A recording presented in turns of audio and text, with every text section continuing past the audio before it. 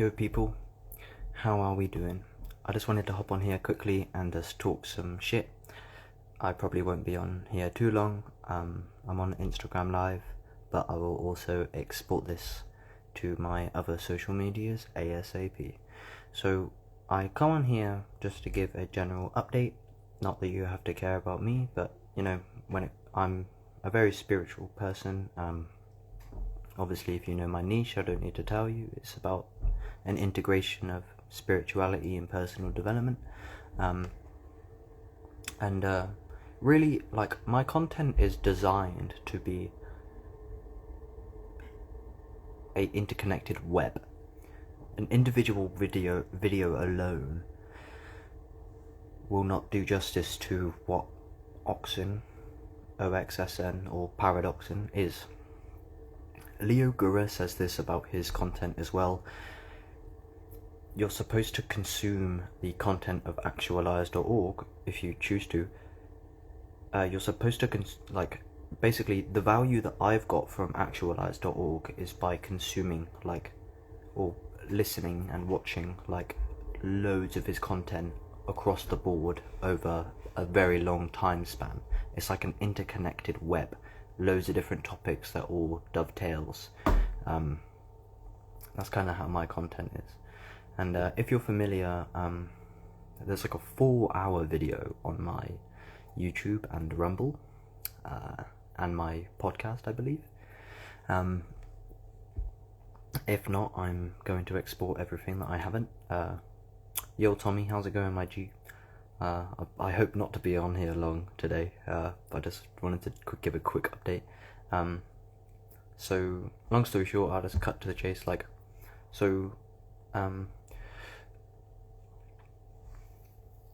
Today I managed to lose myself. What do I mean by that? Well, I was just at work, working in a warehouse, and I'm giving an update because yeah, I'm good, man. I'm good now. But sometimes, because what I was talking about the other night, because you was also watching that live, is how, the blinding light of awareness, there's nowhere to run. Truth is so blinding that you can't hide anywhere, kind of. And suffering shows where you are attached, etc. But today, while I was at work, and I've been at work all week, and every day's been good. Time's been flying because I've managed to maintain a positive vibration of spirituality, etc. Today, however, in the last few hours, time slowed down because I was not enjoying myself, and it is really true. You can get this, if you're working a shit job that you don't like. Not that you have to be biased inherently, but basically you can make time go quicker by maintaining a positive vibration. So it's almost like the workplace, it actually is like a test. The day will be long if you make it long, but if you can stay at a good vibration, the day can go quicker. But yeah, just to cut to the chase, what happened? I make it sound like something actually did happen, and it kind of felt like it did happen. Basically, I was on a good vibration, and then slowly my mind started clinging, and I kind of lost the enlightenment, even though you can't, kind of, because it's always there. And there is this part of me that never changes. It's like a physical sensation where I'm always the same, behind all form.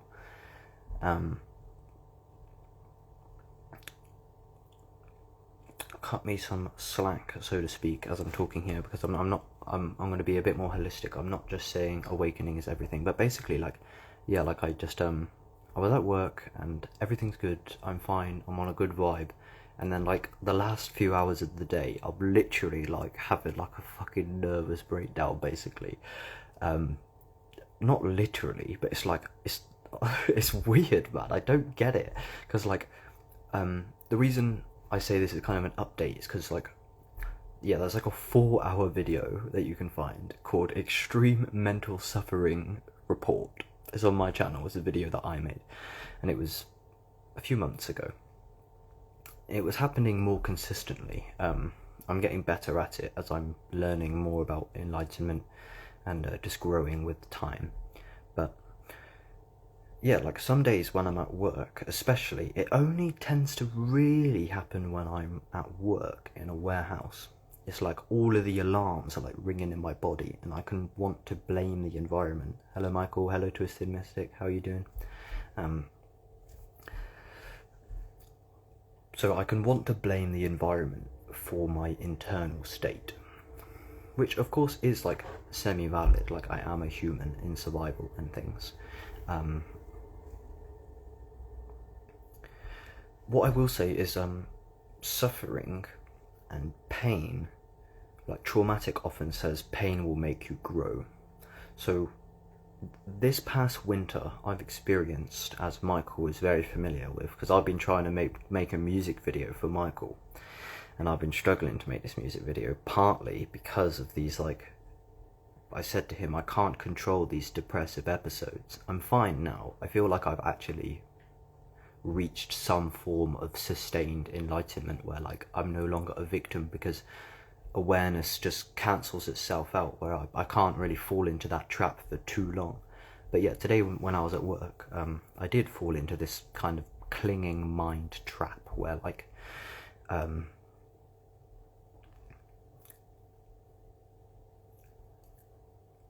I can't even blame the environment though, because it is an internal thing. But yeah, sorry, let me say, so yeah, with this suffering and stuff, so basically, yeah, this past winter I've experienced like a lot of mental pain, and sometimes it's when at night time, sometimes it's when I'm at work. It's less now, the worst of it is behind me, but it's been very extreme this winter probably. I've had like 3 depressions in my life really, and this one was pretty fucking bad recently. The one before that was probably the worst. And the one before that was, I thought it was the worst at the time, but it got a lot worse. But anyway, what I've seemed to notice is that like, so I went through this period of like a lot of pain and suffering. Katie's just joined the chat, and she even said this. She said she can tell that I was in pain, and I'm less in pain now than I was. But what seemed to have happened is like after this like prolonged period of suffering, it actually changed me. And like there's a song by Kashi Light called Pain Changed Me, for example. He's on a podcast with Mr. Nature. He has songs with Illuminati Congo, and like it's like I had like a really deep spiritual transformation and shift that I'm in the midst of now. Like it's only really started to, like about maybe 3 weeks ago is when it really started to take solidity. But it's like I'm like, the suffering is so deep where I'm telling you, like literally, like I was waking up every day and like confronting the reality of like, say, my survival situation. And again, I'm not being a victim to the external world, but this is how I was perceiving it at the time. So I'd wake up and I'd have no money. I can't disclose some of the means I had to go to survive, to get money, to eat, because I was living off of like pasta and bread and that, obviously, if you know me, I have like health fears. And often when it comes to enlightenment and true spirituality, the treasure is actually locked behind your deepest fears. And I feel like this is potentially why I've had this transformation recently, because I was forced into poverty. It was my fault, my past self's fault, kind of. Even though supposedly I didn't ask to incarnate, even though I know I did.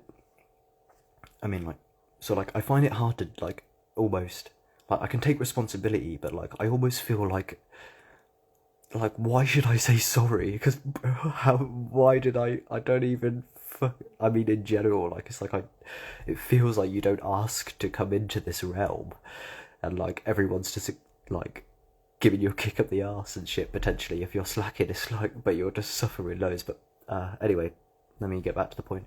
Is yeah, so suffering. When it comes to like actual spirituality, like non-duality and things, like I've been listening to a lot more of Ram Dass recently, and he's clicked with me a lot more recently. I've been listening to him for a long time, but recently I've discovered that he's a lot deeper than I initially thought. That happened as well with Alan Watts with me, maybe a year or two ago. And essentially, suffering shows you where you are attached, where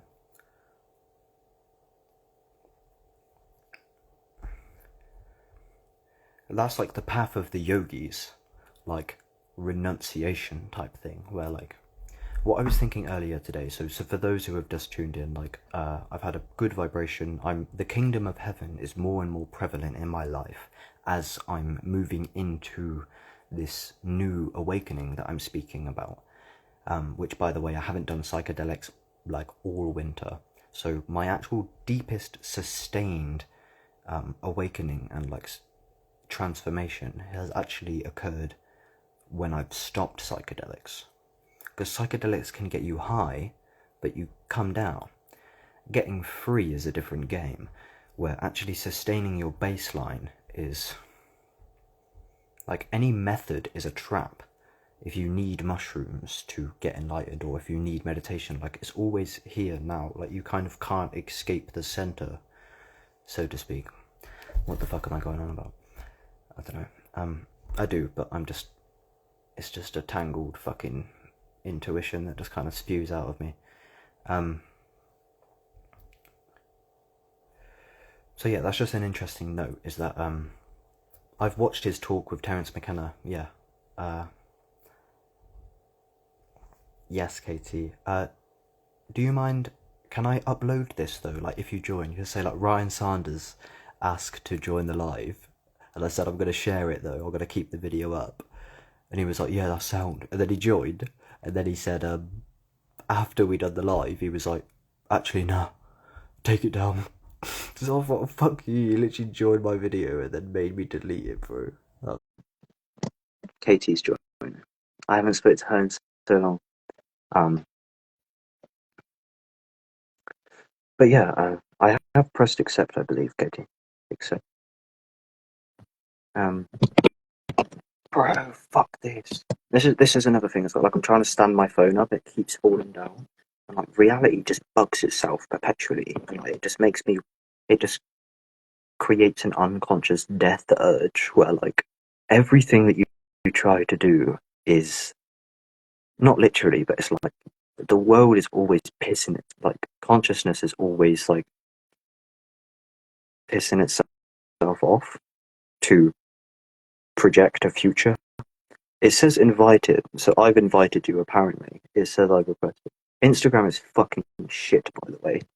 I've pressed it like 3 times. Instagram is fucking long, bro. Isn't able to join. Yeah, it's because your app is thick. That's fucking why. I don't know. Try again. It's not working apparently. I'd love to talk to you though. Here we go. Love from the universe. Welcome. I have pressed accept again. Time will tell. Hello. Yo.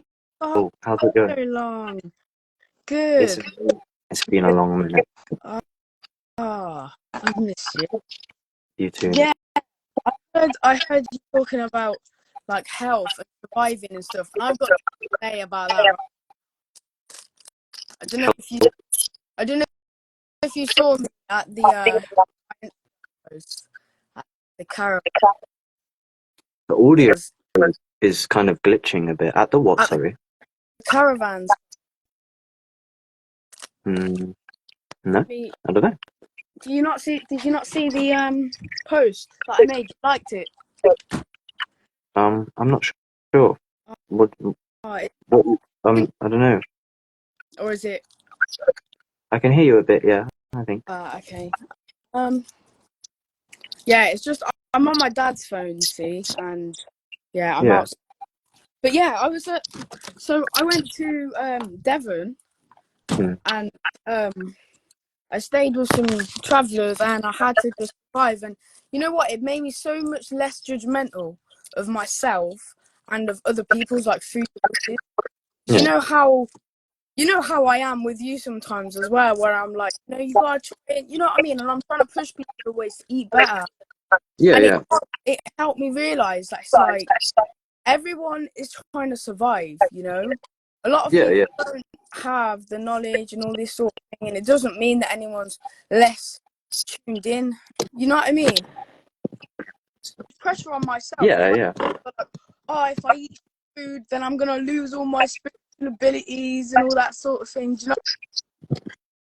Yeah, but it's like it really is like the thought is actually more dangerous Yeah, than the food. Like your exactly. spiritual identity, like I feel like I felt so weak, and like, and it's shit, yeah. Because I just wrote a freestyle about eggs and like how eggs are not good. But I had some fucking free range eggs, yeah, from chickens that were like running around. And they tasted so great, and it was what my body needed, and like yeah, I there to like have this experience where I needed because I was not eating nothing. Like I'm not gonna lie, I've been a bit not financially abundant right now. So it's like I've been sort of, but eating bread and like eggs when I'm like so hungry was just the best thing ever. I felt so grateful, and it makes you feel so grateful when you like just you know what I mean. And I'm just so yeah. Well, in terms of the gratitude, like when I went through my recent like financial crisis, I was getting synchronicity as well because like imagine like I run out of money so that I have fuck all to eat, and it's actually like it feels dangerous if you eat like exclusively pasta and bread for nearly 2 weeks. That will reveal your healthier to its core because that doesn't feel. And I wanted to fast, but anyway, that's kind of how it went down. I was eating fucking like literally like plain pasta and shit, and I didn't know it could get that bad, so I learned a lot. But basically, when I was going through this, like a video just so happened to appear on the homepage, gratitude revealed, and it's like when you lose, like the less you have, the more grateful you are for what you do have. yeah. You don't take it for granted. So yeah, I think I know what you mean. So tell me more about like the caravans exactly. So But you know what it is? It's the way that they live and how it's just pure love. I'm here, yeah, in my house, and I'm not gonna lie. Like when I eat some of their food that's not mine, it's like I feel judgment, But like over there, it's like here, like you have this, like what you don't have this, you want this, you know what I mean, all the time, and everyone's just so loving and like just wants to. I don't know. It's just and it's just the nature more than the nature. Like I came back and I walked up my council estate road. so what do you mean when you say caravan? What do you mean exactly? Is this So, some like so community? it was a site. So Yeah, it was like a site. So it's either yeah. like some bit of land or just somewhere that they have. Everyone's got their and their. This one was a farm. It had horses on it and stuff like that. And yeah, everyone's sort of their own thing. And like at night, if it's like the weekend or well, actually it wasn't. Yeah, we were all just Audio most. is glitching a bit. Oh, is it? There was loads. Yeah. There was Go on. loads of Sorry. mushrooms. I had Oh a really? I had a Like tiramisu. a mushroom? What? Tiramisu. No, no idea You don't what know that what that is. is? It's like a little coffee dessert, which is not something I usually eat. But do you know what it was? It made me so happy that I finally sort of lived a bit more for experience because I'm always so strict to myself. I'm like, and it stopped me from being able to just enjoy life and Yeah, just see people yeah, enjoy life, man. It just it felt like family. Like, I never it was just when I come back here and it's like you come back to your normal family and it's like I don't know. I don't know. It's just so different. The vibe is different, you know. But yeah, I'm moving there, Bristol anyway.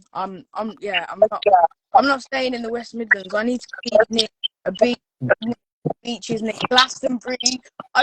You know what? It's just put me on my path now. I feel like. Oh my God, guess what they had?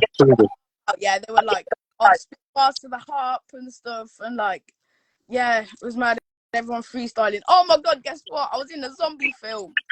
I was in these uni people, yeah, were doing like their zombie film, and I was like an extra as a zombie. It was cool. And oh my God, that's funny. I've always wanted to do like acting or something like that. When I was in school, like, that was the only lesson I'd go to, acting, where I was just like, yeah, I loved it, man.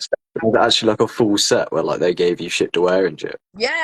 I've got a picture of it. I was wearing a big, like, their special effects makeup had like a mouth that was all like bleeding, had like a purple coat on that was covered in blood, and we had to like run at the doctor, like coming through the door, and they were telling me that I was really good at it, and it made me really happy because that's something I always wanted to do, acting. When I was a little kid, that's what I dreamed of. But yeah, great. Those jokes. Yeah. I need to see. I'm so happy. Yeah, you have to come down there one time. I think they'd love you. Yeah, it sounds interesting. It obviously it depends. I think in a way, like it's definitely mad to see like how that side of the world lives, isn't it? Like how I feel like that's how we should be living. We should be living like that out in fucking nature. It's very tribal. You know, why do we have to pay? We shouldn't have to pay rent to just live, you know? I've been saying this affirmation for a while. My existence pays for itself. And I like the universe pushing me in the direction to go get a van and just let the universe support me. I don't want to live in the city anymore. I don't want to. I just want a house. I don't like the four walls. I've always been like that. You know what I mean? I feel like yeah. I know what you mean by like a council. Like I hate how like barren the kind of the council estates are and that. Like it's just I don't know. It's weird, man. It's just stunting my growth. Like if people want to live in the city life and like towns and stuff, and like stay where they've lived forever because all their family, fair enough. But like me personally, like I'm a life five. I love freedom. You know what I mean? I need to be on the move and like my ancestry is like Irish travellers. Like it's just in me to just be, you know, wherever and just exploring. And I just keep getting and they're like, oh, you need to be like travelling soon. You're travelling and all that. Yeah, I'm gonna do that. And I would love to take you with me. Let's go. Sounds cool. We've planned stuff like this. Yeah. I feel like I don't know. I'd have to know more, and obviously I'm only just hearing about it. But I feel like it like I don't know. I could see how you would resonate with something of that nature. You can come and experience it for a few days, innit, and just see, you know. That's mad. We'll have to talk more about it. I'm gonna move there before I'm 20. I will be at I don't know what site yet, but I'll be on site with my little caravan, my little trailer, and I'll have all my herbs, I'll have all my fruit in the fridge. It's gonna be great. So you can come around and. What you were saying about the food and that, like and how it's nice to just let go. Yeah. Like so, say like me and my dad are helping my sister move house, and the first weekend they're ordering Domino's, and they're like, "Do you want anything?" I'm literally skint where like I'm literally not eating. Yeah. And basically, and I'm like, nah. Forget it, like, because I hate it how like every time anyone offers you food, it's always shit, like junk food type thing. And then the next weekend I was like, oh fuck it, go on in, and like he ordered me like a veggie delight pizza, and like it's just nice to let go of that kind of like that paranoia and just like. Because it's up to you as well as consciousness. Like, you don't have to, like, you get to decide because it's like you're always in your own bubble in a way. So you you can decide you're in charge really of like what you care about. But it was just so nice to just like let go in a way, and like, because I ran out of money in that, and obviously I care about my health. I don't want to let go of the health in that, but it's nice to just, even Inspector Veg says this to me. He says, he's just joined the chat. He goes, he tells me to stay in work, and if I need to eat a biscuit every now and then, that's fine. I feel like it's more about the vibration that you're at when you're eating it. Like, Yeah. when I was over there and I was eating this and I hadn't ate for days, and I was feeling grateful because I've been in this mode. Like, I need to fast. I need to cleanse, and the anxiety that comes with it is dragging your vibration down more than actually eating. And don't get me wrong, I'm still completely on the alkaline shit. Like, I took my mate in the shop and I was like, this is bollocks, this is good, this is what, you know what I mean? It's like inside me. Obviously, And of course. I'm ready to write fucking yeah, that's me. I'm ready to like write books about it and shit like this. I need to like learn more and put my head down into learning it. I need to get on that. I want to like you, like yeah, I need to like.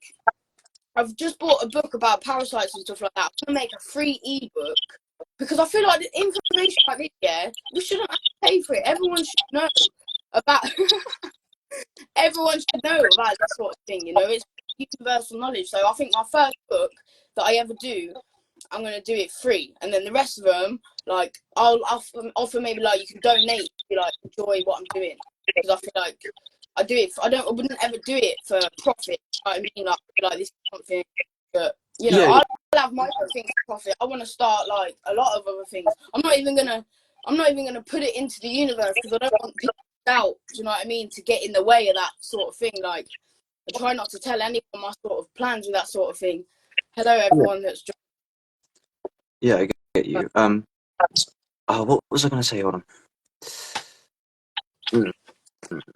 Yeah, I think in general, what I've learned, and like as we age, because obviously me and you are quite young, like 20 years old. I think. How old are you? You're 19, maybe. 19, yeah. Yeah.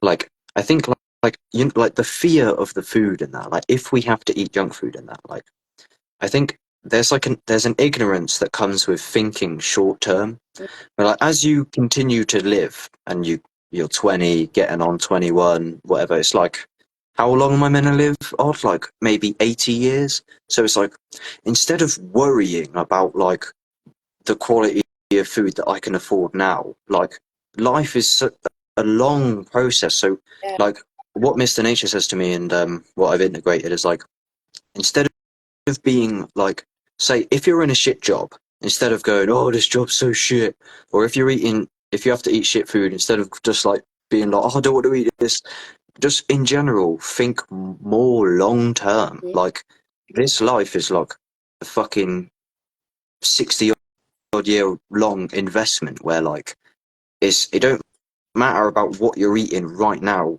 inherently. It's about what you can build and the lifestyle that we can cultivate over a longer time span. So if you have to eat some shit to get by now, then that's what you got to do. And yeah, there's just a respect that comes with survival, like you were saying, with staying with the caravan people and that, like how they're more relaxed. Is a lot of people eat what they eat and things because life is just hard. There's no money, so you just have to. Like I was forced to eat shit because of my money situation. 100%. But this is why we also need to like educate young people. I met this little boy, and he was, I think, like, he was born like vegan. Like, dad was vegan and alkaline stuff as well. But he had all these crystals and shit like that, and I think he'd been like raised on site, and it's just mad to see how like pure these kids are, and it's like, it was mad because I remember how corrupted I was at that age. You know what I mean? Yeah. Like 6 years old, I was pretty corrupted from some of the shit I'd seen. Yeah, it's like them living on site like that, with their parents protecting them, with their parents looking at everything they do. Do you know what I mean? Leaving them on their own with strangers, shit like that. That's the way kids need to be brought up. Because like I'd seen at school. Like I've got kids like around me, other kids and stuff like that. You know what I mean? Like it's mad. Like I feel like all the kids should be raised like Yeah, that. And I but think yeah, a lot of in regards to food, you know, it's education. I think more than anything, because you know it's still. I still think about all the disease it's causing, the way that people just don't know about it, and how I know. yeah, I know. It's like there's so much ignorance where like you can basically pick up well, not pick up. So I was going to say you can, especially if they're younger in a way, not inherently, but like most people, you can like inquire, like just a random person off the street, their health paradigm, and most people have no idea. And that's what I was saying on my story the other day that you liked. Is like it's kind of strange how like the entire culture goes all the way through the education system and comes out the other end, and they don't know anything about health. In fact, they actually get That's taught like the polar opposite, which is the food pyramid. and like I went to school, I've got an 8 in catering, yeah, and I've got a distinction in health and social, and I've learnt more about food and health and all this sort of shit when I was out of school and actually learning it myself. Do you know what I mean? So it's like it's just fucked the way it's like that, you know, and like it's about the kids, isn't it? We just need to make sure the next generation of, Yeah.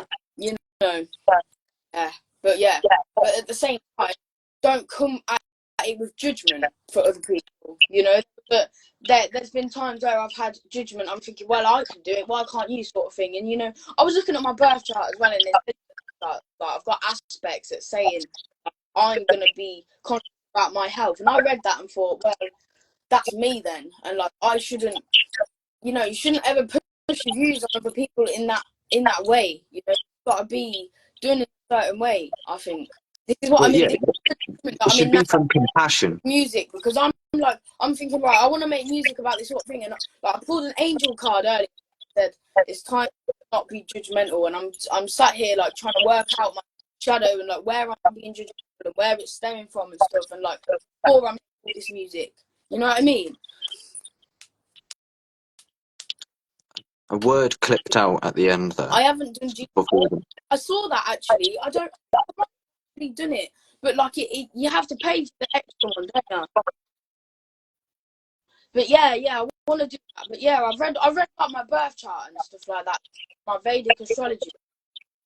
But like, I feel like I need to do it in a certain way. I'm not passing judgment, because I've been there before, you know, and I've seen like my cousin's literally born with leukemia, and she's still being fed. She's still being fed fucking shit that's like causing all this sort of thing, and like it's hard to come at people like. And this is why I think I need to write these books, and like, I'm getting told to do it, and it's just about starting. Like it's my limiting beliefs to like I need to get rid of them, because they're trying to say like, oh, like, you know, I just need to go for it and just see it, what happens, because I can't let this fear get in the way of like this thing that's causing me to do it, you know. Yeah, I know what you mean. Yeah, like doubt is the enemy kind of thing. I have faith is all on the way. But I get you. I think in terms of disconnected by the rubber, and I was now we eat very eat harder, we forward on repeat. I can't sleep, scribble on my no beat, wake up with dribble on my knee, right 3 hours, but I still stay smiling. I have my power now, my life's aligning. I don't want to sign in, I'm declining. I won't be late to timing when I'm rhyming. Or brainwash the kids to buy diamonds. Do what you want, I ain't Simon. Where's the style gone? Where they buying from? The sweatshop spread miles like factory tables they're dying on. For Black Friday pie, fucking wrong. So listen to the song I spread knowledge on. Come get food from the ground that I forage on. Come put round, but don't get the porridge on. Don't forget to pay on. Yeah. That was so. The first when you started that, it's like your audio is still glitching. It got better towards the end. Yeah.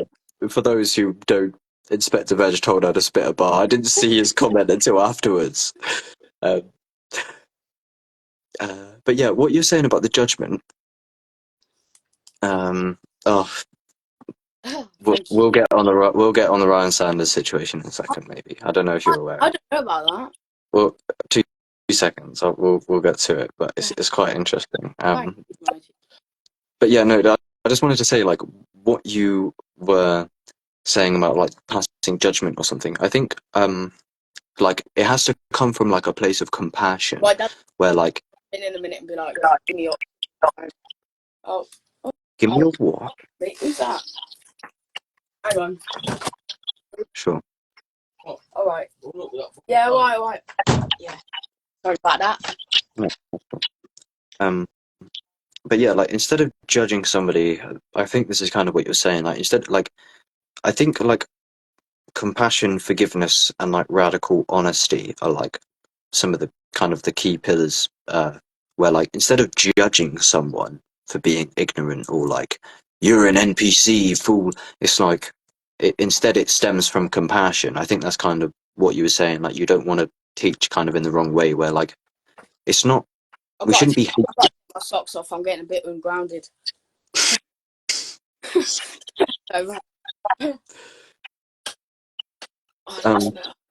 But that's how I interpret what you were saying, kind of.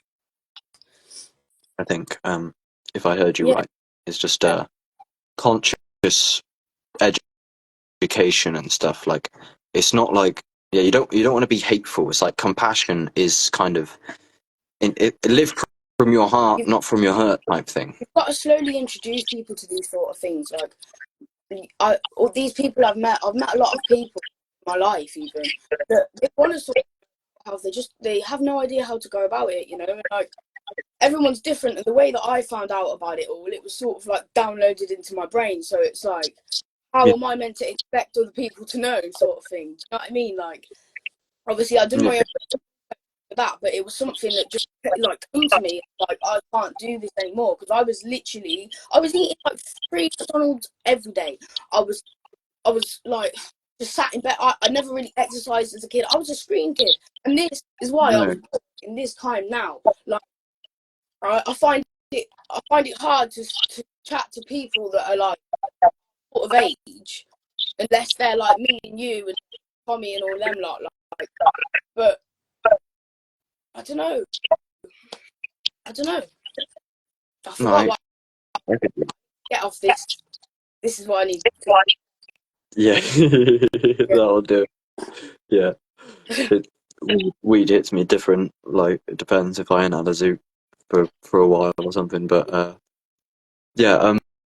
When you're saying you're a screen kid eating loads of Mackies and that, like I was thinking this earlier. Like I hate how common it is where like you can go into like any council house and like that's got children in it potentially, and like you know it like you could just picture. You saw that documentary, didn't you? You said he was your mate or something. One of them. It was like care homes in Coventry. With Z.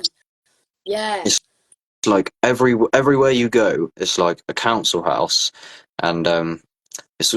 I like how the documentary showed the washing machine noise and that, because every council house has got the washing machine going, and it will have like 3 children in it, and they all have Cocoa Pops for breakfast, and they're screen children eating Cocoa Pops for breakfast, and like it killed. Like I've really learned to recognize that kind of hurt people thing more, where like I see like how I used to be so much more damaged, and how like damaged, and like it's like the entire culture is traumatized. So like, you know what? I don't know. It's tricky. I think as well, like parents need to take responsibility as well. No, it's crazy. I hate it, innit? What the fuck? Like, yeah, because I think about, right, I need to make music for the children, yeah, but like I need to make music for the parents as well. I need to say, listen, like you need to fix it, because like this is like, think about how you were traumatized by this. That's a good idea. Like, you know what I mean? Make it diss track on the parents. These people are stuck in their root and they're avoiding their shadow. They don't want to feel this pain. They just want to fucking hide it by eating all this, smoking all this, fucking doing all these, you know what I mean? That's just the way it fucking is. But like, you're educate people, and like, when, you know, raise the vibration of earth, create conscious music. Like, that's all we can do, really. You can only save yourself though. Like most people just like, they don't want to listen, and a lot of it is because they've closed their hearts down because of like pain or something, and like they're so deep into it. Like most people just don't want to wake up. But yeah, that's what me and you should do this, yeah, Katie, and this can I don't know, this will be that we discovered the idea is me and you do a feature on a track. We do a diss track on the parents that are feeding the kids strawberry laces for breakfast. Yeah. That's it. Yeah. We're gonna send for the parents of Babylon. And yeah, man. Yeah, but yeah, That's a good idea. Yeah, we've got to try and come at it from like not judgment. I'm just thinking about, you know, like I think about my dad. Yeah, I didn't really see him much, and then when I went there, it'd be like he doesn't want to say no to us. You know what I mean? Because I haven't seen him in so long, so it's like he's like, oh, like I want to make him happy, and like in his like that. Yeah. You know what I mean? I know. So Yeah. we've got to explain to them. We've just got to do it in a positive way. You know, we've got to just we'll do it. It will align, and we'll do it, and yeah. No, you're totally right. It's like it's not about the teaching itself. It's about how you communicate it, and whether it's coming from your heart or from your hurt. Yeah. And yeah, if it's like conscious or if it's coming from compassion, because like just because people like, because you can tend to hate you know, like you can get any job, so to speak, in England, and every single person working there will have a retarded idea of health, and that is almost like 100% guarantee. Like it's like everyone you meet in this culture has no fucking idea about health. And then there's you can intuitively almost get like I don't know, what is it, like resentful and angry, like how are these people, like it's like traumatic, or like, these stupid people everywhere. But then you got to think, like, how did this end up to be? Like, they are obviously misinformed, as traumatic says again, and I tend to think what people to say in general, like that like history is being like covered up, well, and you can see it almost with the generation above us. When you're talking about your parents, like I've seen videos of people doing the exact same thing. Oh, the nephews are coming over, I've brought all of this sweets for them, and then you go in the comments and people are like, don't feed them that shit. But what I mean is, like, the generations are so different, where like I think history is like fabricated in terms of it does seem like what Traumatic's lyric is something devastating's happened in our history and no one seems to know now. Like, why is everyone under this false paradigm? It's like humanity is still in the dark ages, so it has to stem from compassion, because it's like the kids, you know, if you get born into a house that's just feeding you shit, and then, like, you know, what's the best way to communicate to that? Because if you instill them with fear and just go, that's poison, Yeah. that's not going to help. Yeah. Exactly, yeah. And it's hard to know exactly which way to go about it, but yeah. Hello. This is what you want. Huh? Dad's going to be back. Give me my phone. Oh, Ryan in the chat. How's it going, Ryan? Yeah, I left my phone in Bristol. I won't have one till the 20th, so. But yeah, you can post it. You can post this one, but I'm gonna go off now. I'm getting a bit antisocial and stoned, so yeah, I'm gonna get some work. Yeah. Yeah, fair enough. All right, yeah, cool. I'll see you soon. Yeah, defo. You put me a message. If you find a beat, we'll jump on it. Or I'll find. Yeah, I'll get a beat first. We'll jump on it. All right. Yeah, cool. It was good to talk to you. All right. Thanks for wants to join. Yeah, all right. Yeah. So I'll see you. Bye. Oh, my phone's gonna die. Bye. Love. Yo, G, my phone's like about to die, basically. You can join. Oh wait, hold on. Wait, Ryan. I'm gonna publish this though. I've pressed OK, but if you don't want it to be public, don't join. Because yo, how's it going, G? Yo, bro. Yo, yeah, if you want, I want to publish this one though. I don't want to delete it, so I don't know if you Oh, or shit. if you can't decide until after. If I don't know. Yeah, all right. No, well, I won't ruin it then. I'll just keep it to But yeah, I was just gonna see what you're saying, innit? What are you saying? Good? Yeah, I'm good, my G. Just chilling. Just come on here, chat some shit. Spoke to Katie about the food and shit. Yeah, I've been over it. Just chilling, innit? Yeah, I'm not saying you're gonna ruin it. I'm just saying I know that. Like Like before you sometimes chat. I don't want it to be online, innit? Yeah. Yeah, that's what I'm saying. So I'll just say it before. Yeah, let me. You know what? I just want to say one thing. Yeah. Seeing as Yeah. you are gonna post it, yeah. I'll Mhm. say this. Please. So obviously, I'd made a little post today. Yeah. I made a certain post today. Yeah. Yeah. And It's Veg is in here. yes, Yes, Veg. go on. Sorry. Oh, okay, cool. Veg is here as well. So Last time I went to the shops, I got stabbed 3 times. That won't happen again no more. That's long. Now I'll do my shopping online. calm. That was a socks bar. I rated that one. I never forgot that line. It's quite funny. And I rate that. That's it actually illustrates a very serious point, but with a comedy spin to it. Yeah, that's what we need to do. To be fair, you're quite good at that though already. I was Where is Michael in here or what? I don't know. Sorry. Yeah, what Ryan was fucking talking. I don't know if you want to continue talking about, but Veg steamrolled in with Inspire bars. Veg just came in with bars. Just All I be wanted yourself. to say, Don't yeah. be anybody else. Yeah, go on. Come on. Michael dropped the banger. And what I was Ryan, going to say is this. go on. Today, a lot of people fell for, like, actually, let me frame this properly. We're in, like, the so-called conscious space, yeah? Mm-hmm. So why is everyone falling and getting gassed off of a little post that I made? Obviously, you know what post I'm talking about, innit? Yeah. Do you know how many fucking messages I got today? And how many random people that weren't even following me were coming on my page and just fucking sending me cheeky little messages. About what? Like, fucking chatting about, what do you say? Someone was like, replying to the post I made saying, "Oh, get out your arse, mate." And I looked at his profile and it was just some fucking traumatic wannabe, basically, by the looks of it. There's a lot of those. But the funny thing is like all this shit is supposed to be about conscious and truth and all this shit.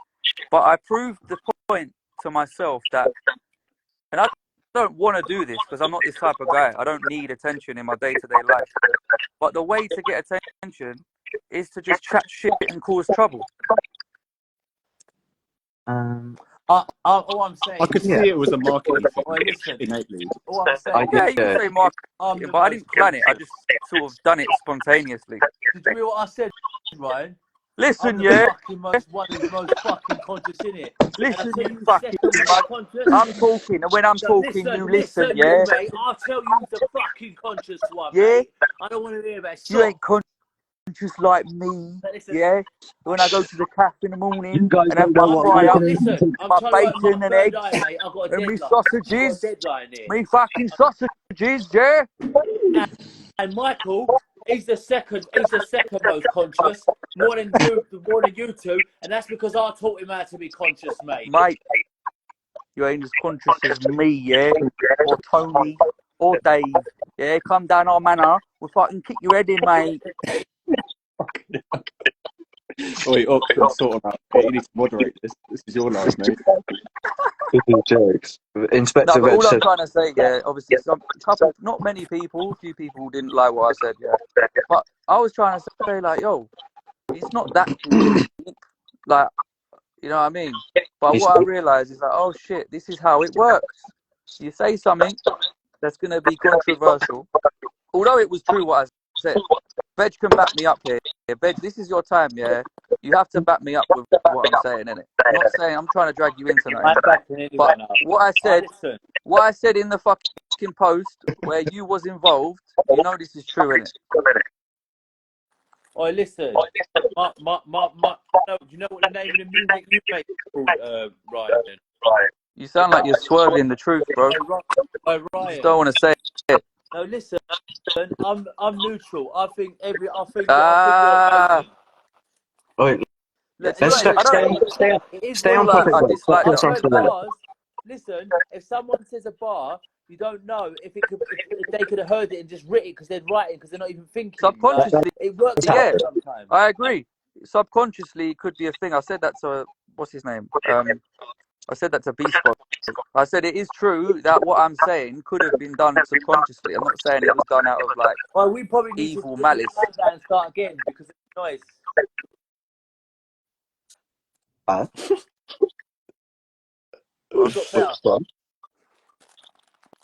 Oh, fuck your sarsaparilla, bruv. Let's stay on topic. Right, so those who aren't enlightened yet.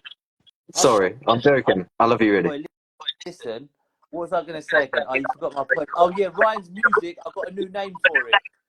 It's not called hip-hop, it's called God Hop.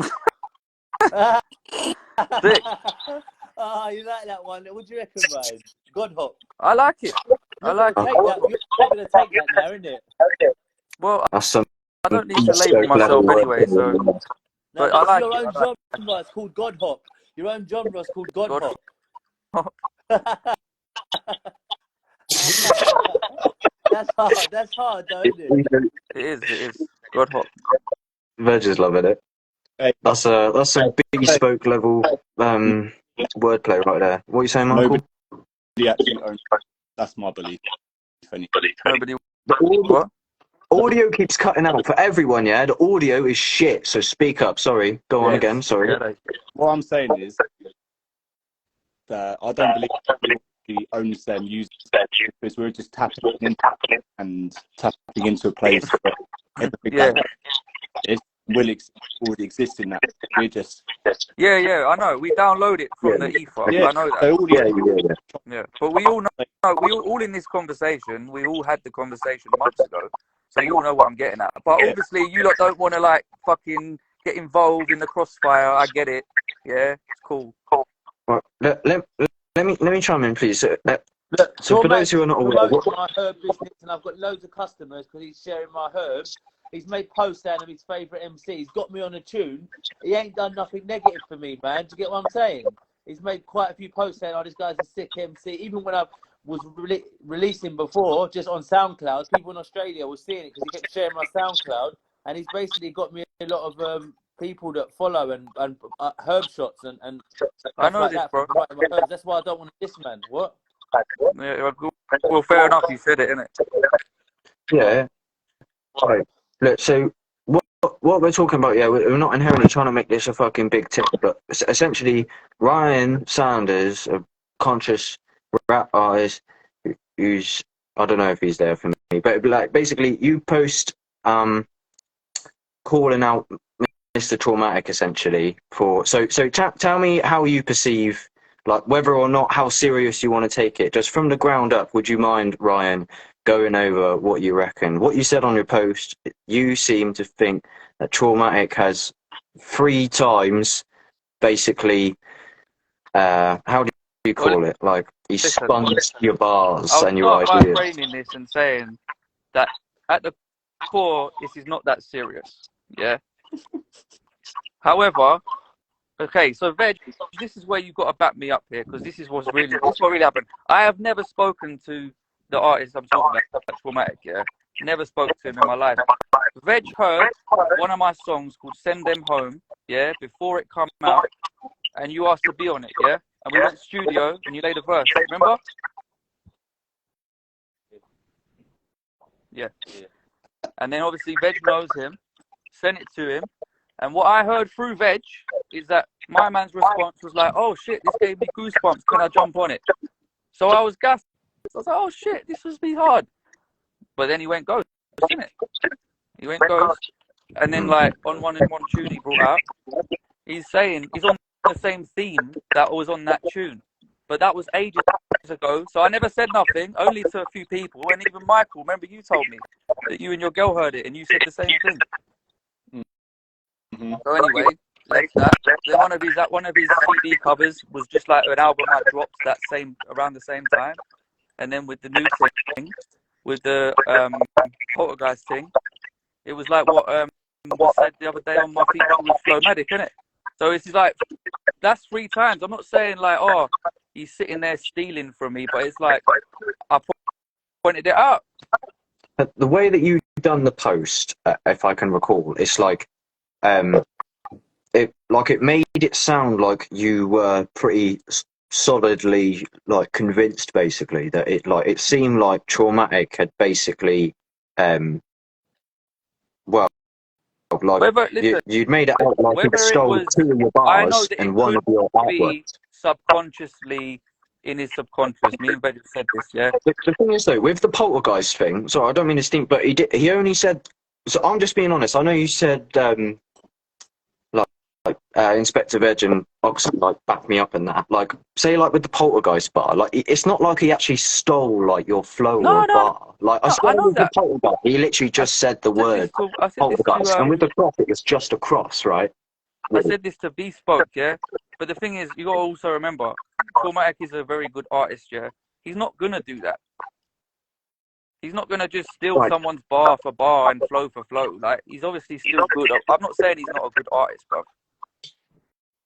But ultimately, listen, I only made a little fucking story post because I just spontaneously thought, I wonder what everyone else thinks. And most people that don't know him are seeing it how I'm seeing it. But obviously all the Traumatic people that love him are like, oh, what are you talking about? You're reaching. So it's like, cool. Yeah. Either way, I don't care. I'm not one of his fanboys like that, you know what I mean? I do respect his music to some degree. But I'm not one of these people that needs to fucking follow the wave. I'm doing my own thing. It's good publicity. I think, you know what it is, yeah? The thing is with Brian, yeah, I'll bang him, bro. Nah, bro. I'll bang everyone in this chat room. I'll bang everyone in this chat room one punch. You get what I'm saying? That's why I think, Brian. If I see you guys, it's like... You'd have all three of us, wouldn't you, mate? Oh, my mate's going to say Inspector Veg. Go on, Ox, you going to say something?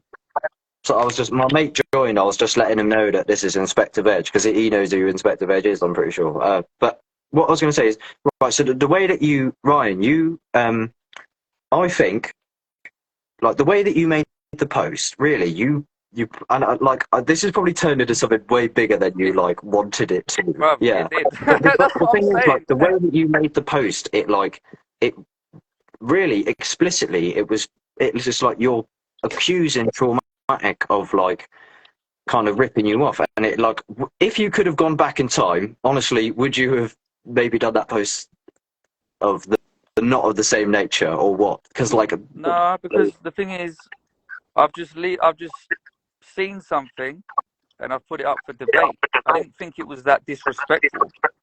But it didn't sound like a debate, it sounded like an accusation. Well, that's how you took it. I'm pretty sure it actually was an accusation. Like, it was almost like objectively like that. And again, obviously, yeah.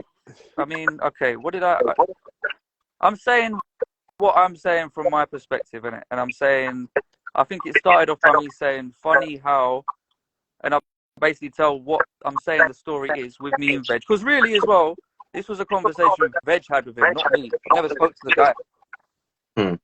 But Veg doesn't want to actually admit what I'm saying. And it's not that deep, man. It's not that deep. Like you said, it just sort of blown out of proportion today. And maybe, all right, you know what? Maybe what I should have said, I'll say this. Maybe what I should have said is something about how it could be subconscious that he did the bar. Yeah. Look, and look at this. I don't know who this is, because someone, right, I'd think the same thing in your position, to be honest. I remember hearing it with Michael, and we said along the same lines, and you mentioned. Thank you for saying that, because these block in this live don't want to say what they've said to me off camera, because obviously you don't want to be in the crossfire. I understand it, but at least someone in the conversation says the truth. There you go. The comments are right there. That is my message. What did I say to you in person? Yeah, Michael, you told me about this conversation you and your girl had. She dropped you in it. Yeah, I reminded us. Yeah. Oh. Yeah. Do that to people too, and have people back him up regardless. All right, cool. We're rewinding. Hold on. We're rewinding. Yeah. Bro, I'll say. Mother of frat. Oh, Yeah, I don't know how to say no, this. that's my. That's my. Yeah, yeah, I know. You said so, but she just said something that I wasn't even going to say. Sadly, Traumatic's in a position to do that to people too, and have people back him up regardless, Yeah. which is what is happening right now. And with these people that are DMing me, that want to try and say I'm a dickhead or whatever for reaching and this, that, and the other. There's no one backing me. Do you understand that? Don't understand that, you lot. No one is backing me in this situation. Not even Ben. No one knows why I'm saying this. He can. This is what's more annoying than the actual Traumatic thing. I don't care. I don't want clout from him. I don't want followers from him. But it would be nice if what you lot say when you're talking to me in person would be backed up properly. Because I'm the one who just, I know I brought it on myself, yeah, cool. But, you know what I mean? I think I'm not. All I know is I sent him a tune. And he said, yeah, that tune's sick. It gave me goosebumps. And then after that, he said he wants to jump on it. And after that, he didn't jump on it. And then you showed a little bit. And then after that, it's just whatever you see. I personally spot stuff that he said. There you said, because I wasn't looking at it. I've heard that artists that have said similar stuff to me before, similar, but I've not really like made anything of it, man. But yeah, thank you for it. At least clarifying what I'm saying, because at least now people know I'm not going crazy. Well, yeah, bro. I said that tune reminded me of yours. Bro, I'll say that. Like, facts. Yeah, and also, like, it's not even if I don't know if my man will ever see this. Yeah, Traumatic. If he ever sees this, it's not even a beef thing. It's more like I just tagged him because it was a cheeky reach just to see see if he sees this, see if he's got anything to say, and probably not. But it seems like a lot of people, he's got some strong supporters that will never want to see him be called out. Funny, it was funny to see. He is in the position to do that and hide. That is right. That is right.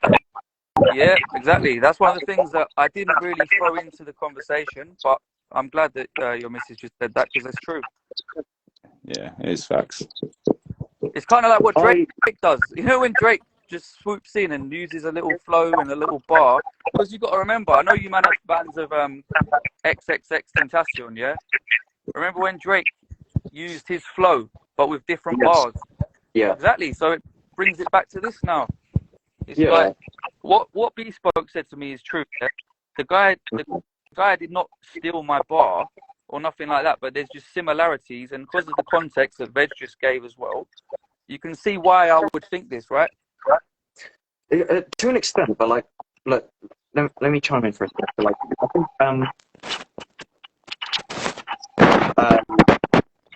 oh fuck, maybe I should know what the fuck I'm gonna say before I say.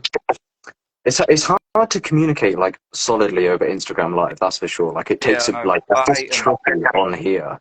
So like that's just gonna blur the conversation in general. But like I think the way that I perceived the situation and people were talking about it in the Conscious Rapper community group chat that you left ages ago. Oh, okay, yeah, fill me in.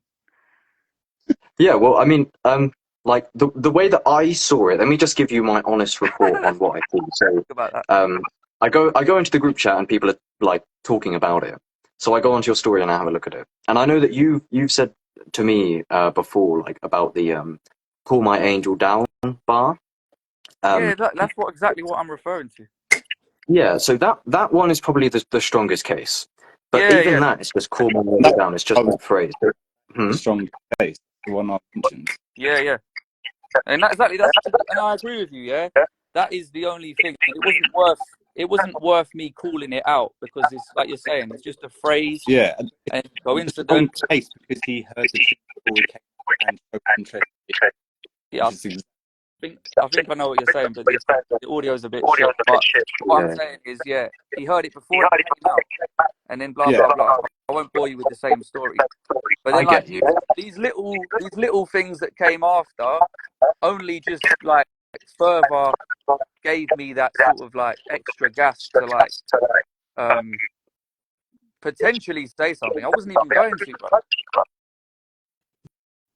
Yeah, no, I know what you mean. Yeah, I think like the post just like it sounded stronger than it sounded like a very solid like accusation. But Yeah. I don't think that you mean that. And I like to give people the benefit of the doubt in terms of like stemming from compassion. I know that everyone like has kind of good intentions in a way where like we're all on the same team, kind of like we're all like kind of still the conscious rapper community. So I don't want to have division within the community. So I could understand where you're coming from. I do think the way that I perceived the situation when I looked at your story originally is I did think it was a stretch. Like in terms of if you were solidly accusing Traumatic of like ripping off your bars, which you're not. But like the thing is, I think that like the way that you worded it on your story originally, like there wasn't enough like spaciousness as we have on this conversation. It was just text on a screen, which you're right, people can interpret in any way. But if you like, if when you first publicly stated anything about this, if it was in a conversation of this nature, then like I feel like you are more. I don't think that you have as solid of a stance as it looked like on your story. I think you're more humble potentially than you made yourself out to be, because it sounded like you were like, really solidly like you listened to it and like that's my bar. But when like with the poltergeist example, there's two examples that I think are weak. Like because with the poltergeist, did he not just use the word poltergeist in a verse around about the same time as you, and that is basically I agree with you, but also you know what's funny is the fact that he said I ghosted everyone like a poltergeist, so it was also like we got ghosted. But you know what though, listen, it's not even that deep, because Bespoke showed me other tunes where he said about poltergeist. I don't know this guy's tunes as much as you lot do, innit? Yeah, I get you. It's just like say like it's just easy for anyone who's like potentially watching. Like your album cover is a cross, just a white cross with a black background. Yeah. Traumatic uploaded a single of basically the same, a white cross on a black background. Yeah. It was in your like little examples. Yeah, it was. That's what I'm saying. There are quite a few things. Well then, see what I'm saying? Now you're starting to unravel. Bro, I've always like, imagine me, I'm the artist as well. You should have made it more like up for debate instead of. But we're here now. We're here now, though, aren't we? So really, I've done the thing that I should have done. I've caused the reaction, and this is what I said at the start of the live. Is that what I've noticed today? Is that what causes people to want to know more and be more? I don't know, like get a reaction. Which, listen, I'll be real, yeah. I've never really been that type of person. I'm not out here trying to beg attention for the wrong reason, yeah. But today I did. What? Yeah. Like, today I did, because a lot of you're not the only people. I mean, I'm not the only person that thinks this. As Michael's girl obviously thinks as well, and a number of people have seen it and said the same thing. So for people that actually gave it the time to read what I said and pay attention to the little clip that I made, and now we're here now, and Bro, you're all unraveling. I didn't even see the clip, bro. I don't even know what the clip is that you're. What did you say, Michael?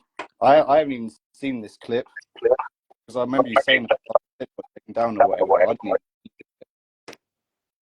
It's a compilation of the 3 cases. Of like, are you talking about the clip on Ryan's stories that he made? Yeah, I never saw that.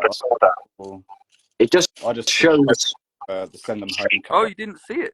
No, I never. It shows side by side the examples of Ryan versus Traumatic. Like there's That's 3 what different. I'm saying, Oxen, bro. I actually just showed people. Like that's why I even added the date of the album, because it's like I'm only showing people that at least I'm not saying it when, like for example, if he brought out the tracks before me, then I wouldn't have a leg to stand on. But I'm just showing people that boom, I know what you mean. orders. To give you to kind of like fend for you, Ryan, in a sense of like at the end of Traumatic. Let me make you a case super quick. Traumatic said that he would go on a tune with you, Ryan, and on that tune you said, pack your things and go before I call my angel down. And then later, Traumatic released a song and he said, don't make me call my angel down into this earthly realm. So when you hear that, Yeah. having written by yourself, you would have went, and then because of that trigger, your eyes are going to be peeled subconsciously to look for more things of that nature. No, I in just think that the not even taste that. is kind Not of weak. even peeled. Not even peeled. It's just because I followed his releases at this certain time. I just saw it, bro. I'm not. It's not peeled. It's just I just see it. Fair enough. I was just saying that potentially you could be more inclined to perceive more of them correlations, having had the strongest case came first. Yeah. Kind Yeah, exactly. So that's where I think it's been blown out of proportion, because the first case is the one that I know probably did have some influence, whether it be subconscious. Hey, fair yo, enough. jump That's on. the argument that Bespoke brought in the chat earlier. Big up Bespoke, because we had a chat about it. But like, yeah, that one there, and like what Mother's saying, he was going to be on the track, so it is a little bit of a violation if you think about it. But all in all, Bro, I can see why you would think you're thinking. thank you. I get it. But I think, because I didn't see the other, I only saw the first one, which was a screenshot of the send them home. And it just looked like the way it came across, literally like traumatic, What? bar for bar. Bespoke. Yo, Yeah, just chilling. this is just saying it was like a direct of the bar flow from the post that I saw. But I get where you're saying. The audio is mashing up this whole thing. But yeah, Instagram is to be so honest, guys, shit. I think Might be me. I've said my piece in it. I'm not going to try and like I said, the only thing I might have said if I was, no, actually I've said it now, innit? Because in a story post, you're right, Loxon. Not everything is going to come across in the way that it should. A debate is better to talk about the situation, but it just so happens that this is what had to happen to have an open debate. And really, that's it. At the end of the day, I haven't really got much else to say.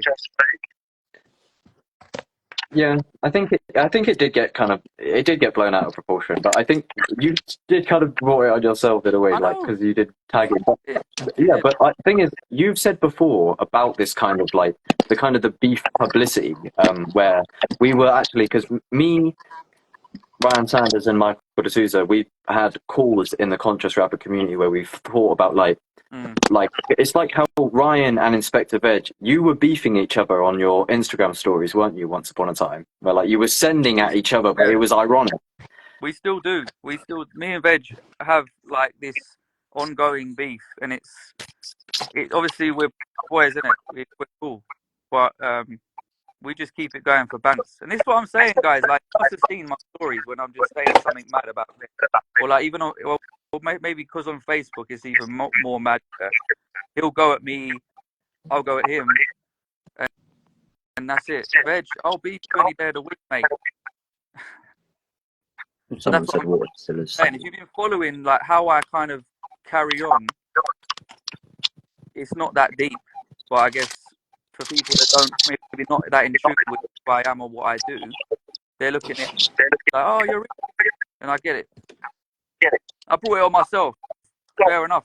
But that's why I'm not backing down though on this live, because it's like I did this to myself. I have to at least come and say why I did that. Go on, Brad. What do you mean, go on, bro? they're trying to drag you in and they're trying to get you to hot me up, bro.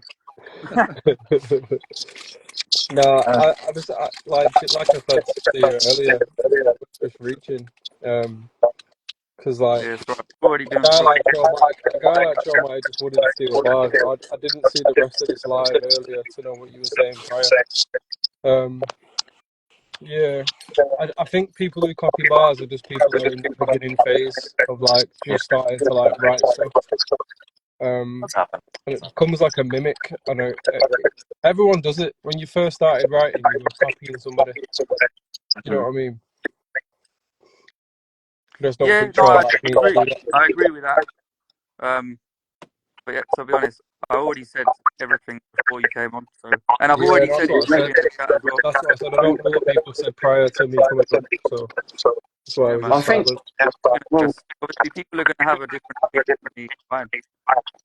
well, can I ask, Ryan, when you made the post, what honestly Yeah. was your perspective? Like, were you confident?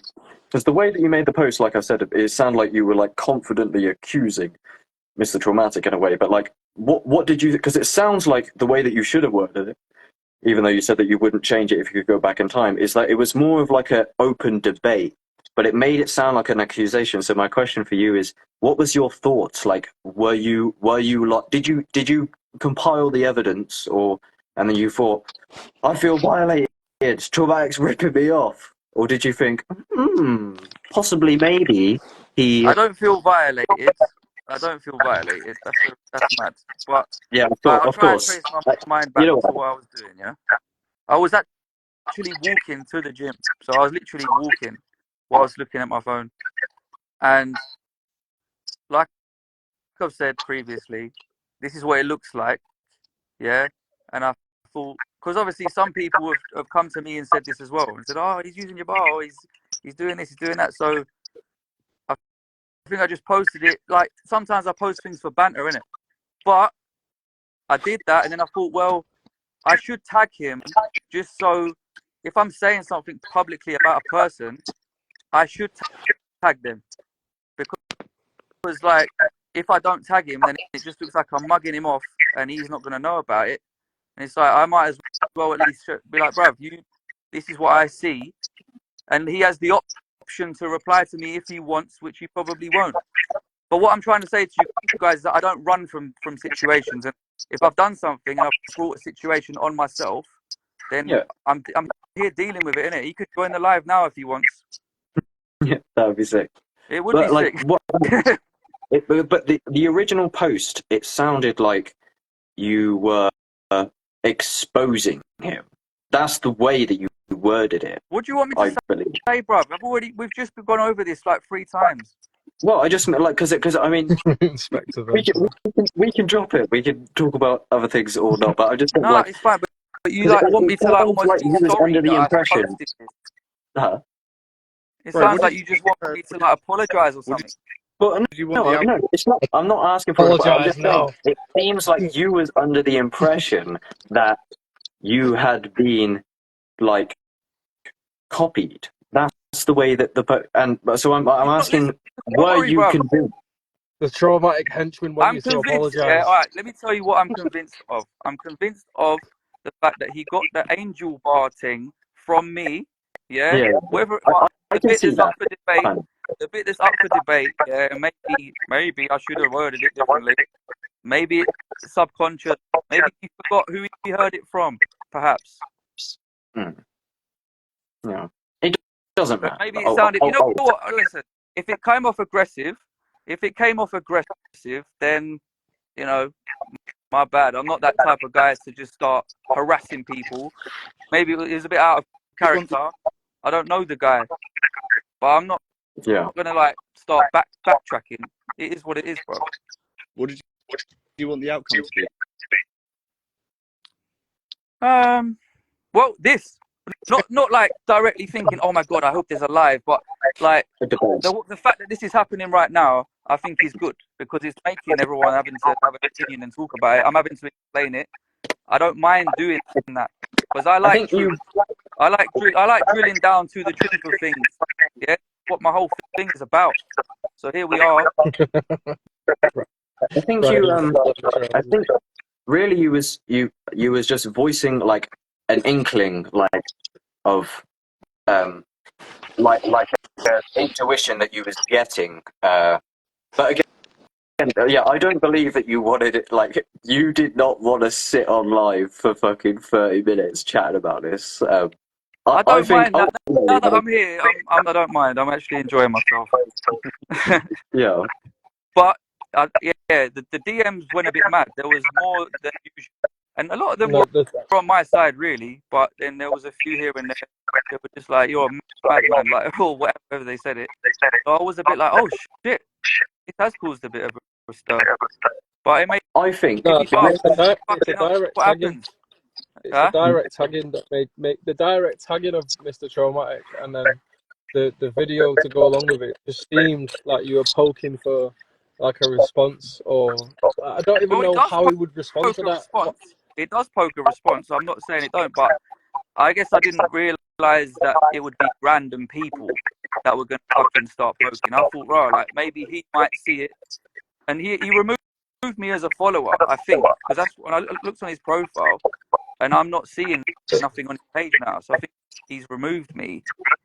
I'll He check might have restricted it again. I'll check it again after the live in case it was my phone bugging. But yeah, I guess to be honest with you guys, yeah, I didn't expect it to get attention, but I obviously pushed the certain buttons that made it be talked about in it, which I didn't anticipate, but it's what it is. I like to not divide especially the conscious community. I don't want to kind of any division within it. And again, I like to give people kind of like the benefit of the doubt. And I think like beyond, well, I'm not saying that you need the benefit of the doubt, but I think beyond like, because like you just had a thought and potentially you posted something, even though you said that you wouldn't have changed it if you could go back in time. But like, I think, what am I trying to say? Is that like sorry, I'm fucking stuttering. What are we saying at this point? 2 seconds. Is that like I think that we are actually fundamentally on the same team, right? We're all somewhat the conscious rap community, and I think that we do have good intentions. And maybe if we have like a thought or some. Like, just because we post one thing once, it doesn't mean, you know what I mean? We're all still, like, learning. I'm not saying you're wrong, even though I didn't agree, like I voiced earlier, for what you posted. But I think, ultimately, I think it's just wiser to not divide and to recognize that we are actually all on kind of the same team. And I say this in general when people divide. None of this is division, bro. None of this is division, isn't it? It's not that deep, man. It's not.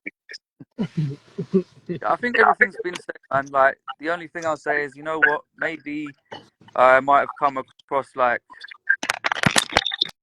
I don't know, attacking him. Maybe I don't know, but what else? What way could I have done that without maybe doing that? If you want to correct me, that's fine. Like how do you? If you were me, how would you have gone about doing that? I personally, I just never. If Traumatic put something in a tune, and I'd put that tune out, I'd never think that he'd copied it off me. Yeah, but that's not what I'm saying. Yeah, I've but already that's explained what I'm why. saying. What should you have done differently? Like if I wanted to post and show people what I think, someone wrote private message.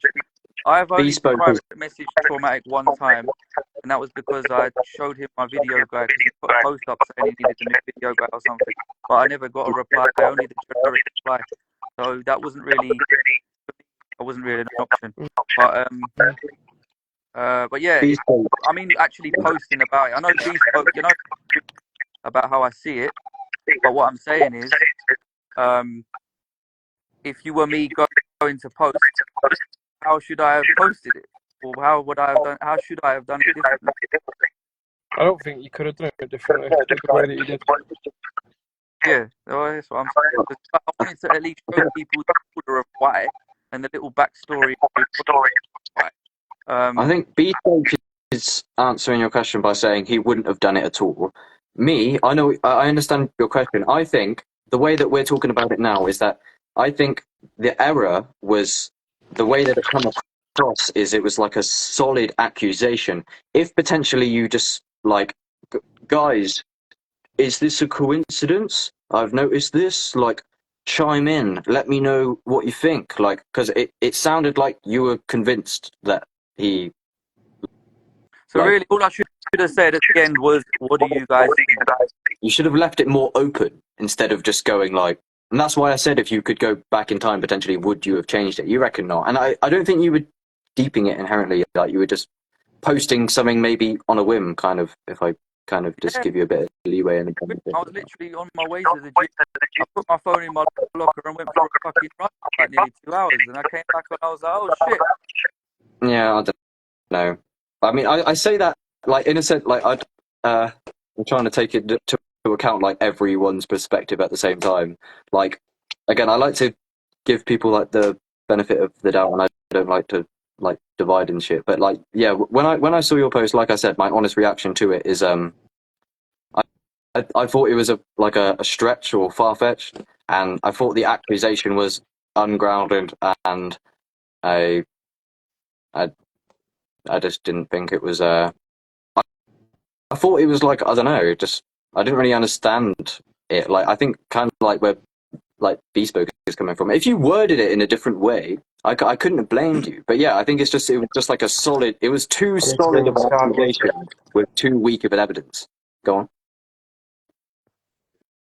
Okay, that's your opinion. Yeah, I think Bespoke was talking. I don't know, but yeah, fuck knows. Hey man, I feel like he was, well, it sounded like the post was taking your flows bar for bar, like flows, flow to flow. But I think if you'd said subconscious thing, maybe, like you said earlier, then they put some down. Because like I said to you, that reminds me of Yeah, man. Yeah, I think it's just fundamentally it's whether or not it's an accusation or a debate. Michael, your audio in particular is very terrible, but I think it's Instagram's fault. Oh, fair enough. I'm going to anyway, lad. Yeah, cool. Michael D'Souza made that be yourself. Yeah. Oh, that video is getting finished tomorrow. Yeah. Now Brad's left. Just want to tell everyone I'm a ghostwriter. That's jokes. That's funny as fuck. Brad was loving cussing comments. I let it slide. Who's in here now? Because I couldn't see Bespoke or Michael the whole time. My boy JT is in here. I didn't realise that. We got JT. He's a traumatic man. I've known him for a while as well. Oi, Veg, send me another request, G. Or don't, because you can join now, I think, if Michael's left or whatever. But yeah. Is that your mission? It did get blown out of proportion. I know. It's just a thought that you had on a whim, kind of, and it's like, it's not like that is you. You know what I mean? Like everyone's still got a lot of leeway and like. Yeah, that's the thing. That's why like these people that to me that don't follow. I didn't reply to them because I thought to myself, you don't fucking know. Like you lot know me. We could have this dialogue, and it's fine. But I guess some people, what the fuck is this guy reading? Audio is a bit shit still. Can't lie. I hate it. Big up JT, man. But yeah, I know what you mean. Yeah. I don't know. It's just stupid at it, really. It's just like I don't know. I don't blame you, especially for the "Call My Angel Down" one. There's also, bro, I'll tell you something now as well. Yeah? Talking about pack your things and go before I call my angel down. Yeah, this is not just something I read in a book. I do this. The spiritual warfare thing is real. So you got to also take that into account as well. Yeah. It's a real thing. Yeah, I get you. The thing is as well, like technically, yeah, we don't actually inherently know. Maybe Traumatic was like, fuck, he got me. Well, he removed like, he's a follower, bro. Maybe he did. But the thing is, he didn't actually inherently. He could have cussed me and said, bro, you're bugging. Or, I don't know, could have said something. Yeah, I guess. Like, he does. He's ghosting everyone these days, or so he says a lot more. But I think. I mean, I don't know him actually, so I won't say. I don't want to like. I don't know him. Like, Bespoke knows him, Veg knows him. So, but basically, right? Well, let me see what Veg is saying. Right? veg with a Jamaican guy. Thought him as a mix master. You're a dickhead, bro. Veg just puts these jokes. Fucking hell, veg. One of these days, veg, I'll box you in your head. I think, yeah. The thing is, like, you would have been valid to post what you did post. Obviously, you can do what you want, but like, I think like the energy that was behind it. That's what you're saying. Isn't it? Yeah, but yeah, kind of. But what I was going to say is, like, I think the case that you was making, in my opinion, in my perspective, was if it was stronger, then you would have been more valid. But I think like it's on the fence. The Call My Angel Down one is and like. All right, let me ask you this: when Drake took the flow of XXXTentacion, yeah, it was a big deal, wasn't it? I remember that, yeah. But that's the thing, he actually took a flow, but Traumatic didn't really take much from you. He's allowed to say poltergeist. No, I know that. I'm saying, like, say with the Drake thing, for example, he didn't take X's bars, he took the flow, right? But in this case, my man just said a sort of theme that I was running with on a song that he was going to be on. So I'm relating it to that. I kind of look at it that way. Yeah. I don't blame you, especially for the first case. And like I said, the strongest case came first, so in a sense, I can't blame you. I let off these little other details on top of it. It's charged up, innit? It's a charged up, because remember, an IG story is like 15 seconds long, innit? Or however, well, actually, I think it's longer because of what I did. But what I'm saying is, it's in a short time span. It's a lot of information to fit into one story, and you got the clip that I made. There's a lot coming at your senses by the way that I did it. So this is what I think has caused the reaction. Is because there's so much happening. Short little. I could have made a fucking documentary, but I'm not going to do that, am I? Yeah, like I think potentially if you just like, because like you said, you would just walk into the gym. Like maybe if you contemplated like it a bit more, like. Because if you make like a statement, like a paragraph, then obviously you can communicate everything you can in that. But like what I'm saying is that now that we're having a more like open, light debate with multiple people and multiple perspectives, that's where, like you say, we'd actually get to the core and kind of dig down like to the truth. Compared to if you just post something on a whim without, I don't know how much you thought about it. But often. Conversations that we had about this subject before, like like months ago. Yeah. I'll tell you. Here's a key point. Kind of in your defense, in a way, is I find, and people watching this, and Ryan maybe is also found, like say Katie. I was talking to her. Did you see her at the start? You did. You was on here. That say like me and her. Often we text, and we've been like semi in a relationship before, and I find that basically when we're texting, just like text, it's harder to communicate how you actually mean. Like to actually communicate properly, you need the visuals, the tone of voice.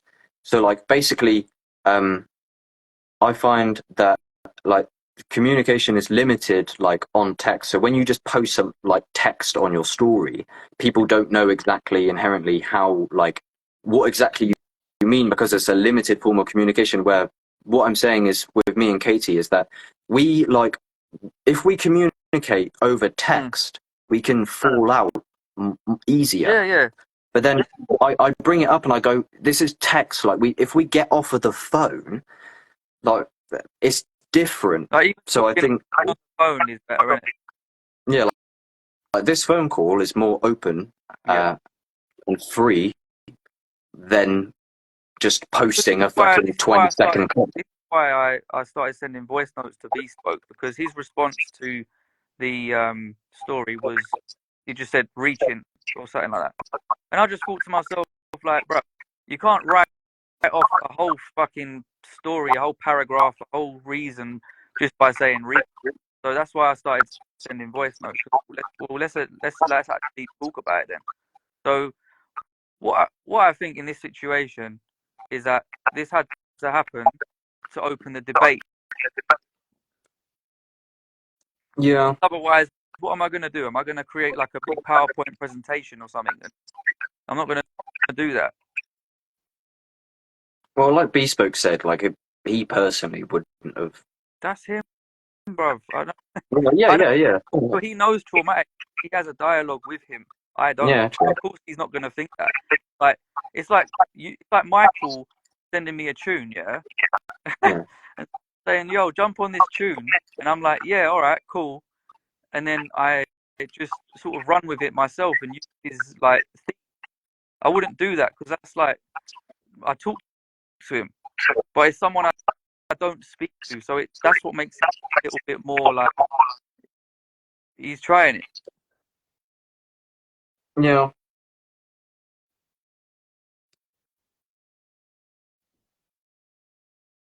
Maybe it's because I'm the guy, I'm the artist in it, so maybe I just see it and feel it in a whole different way. But I do have people that, but to be honest, I'm acting like I'm in a corner here. Yeah, I'm backed up in a corner, but really I'm not. You know how many people actually see it the way I see it as well? More people than those that tried to take the piss out of me. Yeah? There's more of the people that know me well that were like, oh shit, just looking at it for what it is and seeing it for what it is. So Yeah. I don't feel like I need to explain myself further, bro. I've tried to sort of just keep it on the fence, as you say, and just actually answer for what I've done, and I've done that. Terence McKenna says a coincidence is what you have left over when you apply a bad theory. So like me and like saying that it's like what I'm saying is that like if it's just a mere coincidence that Traumatic seemingly like semi-copied you, they say like it's like a I don't know. It's kind of stupid. Maybe I shouldn't have Not brought really. up that point. That's not really. I don't think it is. I don't know. You're saying it's a bad theory. I've just spent a half hour explaining. No. What I'm saying is, if I say that, I think you misinterpreted what I'm saying. Like, but look, tell you what, you did misinterpret what I said. I think I'm not even going to repeat it because it doesn't matter. And I think this is probably the core point in a way is that I don't believe that you or me or like I think it doesn't matter. You don't care, and it was probably just like kind of a thought on a whim that you posted. Yeah. And then, like you said, blow that up. But we don't actually give a fuck. You don't have a problem with Traumatic. I feel I know that, and I feel like we're all kind of on the same team. And I don't want to. Well, it sounded like it blew up the group chat, so cheers to that. Innit? Yeah. Well, I interpreted it like that because I don't know. It just seemed like an accusation, but it's just like it's like a situation that just like it's almost like I don't know what you think, but it's almost like it's not even worth bringing it up in the first place. I'm not saying you should. It's just like now that it's unfolded the way it did, it's just like you might as well have just not even said it. I don't know, or maybe in a different manner. I hear you. Because obviously it's got people's attention. But oh well, innit? It happened now. I want to say the situation was done. I don't really want to start dragging it on and reaching how people think that I'm doing. I just done it spontaneously. To be honest with you, it's just something I noticed. I just posted what I was thinking. And surely that's allowed, right? Yeah. It's just like your perspective is more. Why is he saying I'm rude? I'm not trying to be rude. Inspector Veg says I'm rude. It's quite clear though. You seem like you're really just not in agreement with what I'm saying, which is fine. But we've already agreed to disagree, so you know it's fine. Yeah, your original I guess post. we're looking for a conclusion, right? Or is that what we were looking for now? I think the conclusion is what you said a second ago is about how like dragging it on is basically the error. I would be a dickhead to drag it on. I'm not a dickhead for posting it. yeah, maybe it come off aggressive, okay. I would be a dickhead to keep on dragging it. But let's just be real. If he posts another tune, yeah.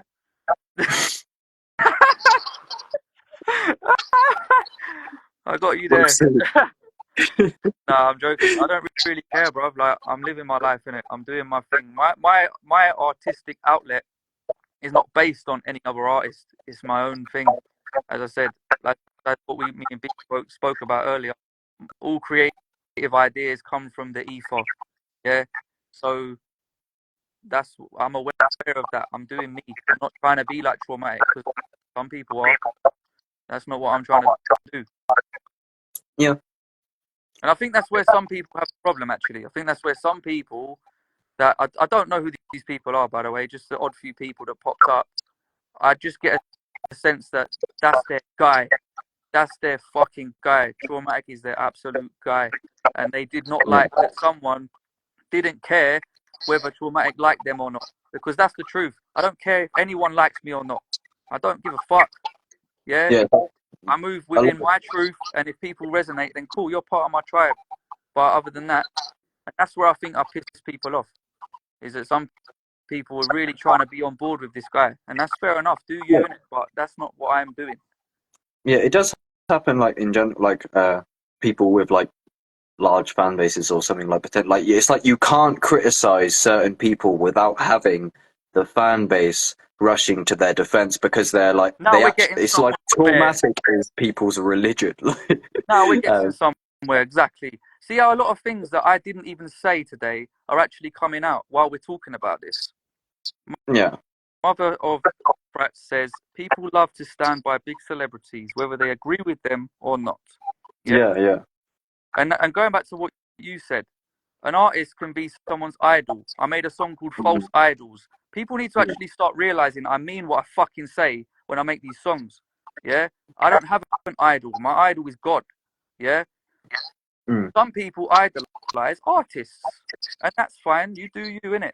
But they're not God. No one can at me about nothing because they're not God. The only person that could say, you know what, you should have done better is God himself. Yeah. No, I know what you mean. It's like people will have like an automatic bias against, like, you know, if most people are familiar with Traumatic and not super familiar with you. But yeah, overall, like, just to sum up anyway, my perspective, like I said from the get-go, I've already repeated it, is that when I saw your story originally, I didn't resonate it. I did think it was a reach, and it wasn't. I don't think you didn't word how you actually felt properly. I think we should just end it here, bro. But thank you for letting me say all this, because I think it's been a good live. And you can, as you said, you're gonna post it. Yeah, if you're cool with that, especially because everyone joined. Like, and when it actually goes up as well, it should have. Because was you able to see Bespoke and Michael? Because I couldn't. I could. Yeah, I couldn't. But when it goes up, they should be on there. It would just be cool to have, all like, because I've been trying to get Inspector Veg to do a podcast or something for the longest, even though it wasn't really. It's just like I've been trying to just like get, like, it's cool to have a clip with like 5 of us in it and Katie at the beginning. Yeah, no, it's been good, bro. It's been good, and yeah, bro. Like, as I said, when you said, "Oh, this is gonna be like," all right, cool. Well, I better speak the truth now. Then, not one lie come out my mouth in this live, and that's what I can stand on. Isn't it? I think we reached common ground. That's what I want to aim for more. Is like I said, I'm not really a fan of division. I think it's unwise, and I think we should find what, like, common ground more than what's different about us. I'm not saying that is particularly relevant at the end of the day if you think Traumatic, fucking whatever, but you know, if he did that, then he did that, and if it's up for debate, if you want to bring it up for debate, then fair enough. But I think kind of the conclusion is it's just a long chain. Who really gives a fuck? I don't know. Today, and I've at least come on to what's the word? What's the phrase? Clear things up.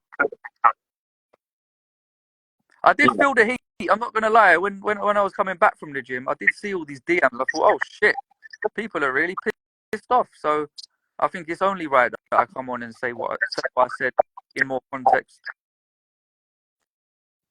Yeah, and I think something that Andrew Tate says in a way, even though it's not what you did inherently, but it's like Andrew Tate says, like, if he's wrong, then just like tell him. But like he's like, instead of like mediating what people can speak about, like you may be speaking about traumatic with the original post, it's like if we bring things up and we talk it out, then that's a good thing, if anything. Like, because we've got to the end of it now anyway. Some Like, kind of came up just because we spoke about this.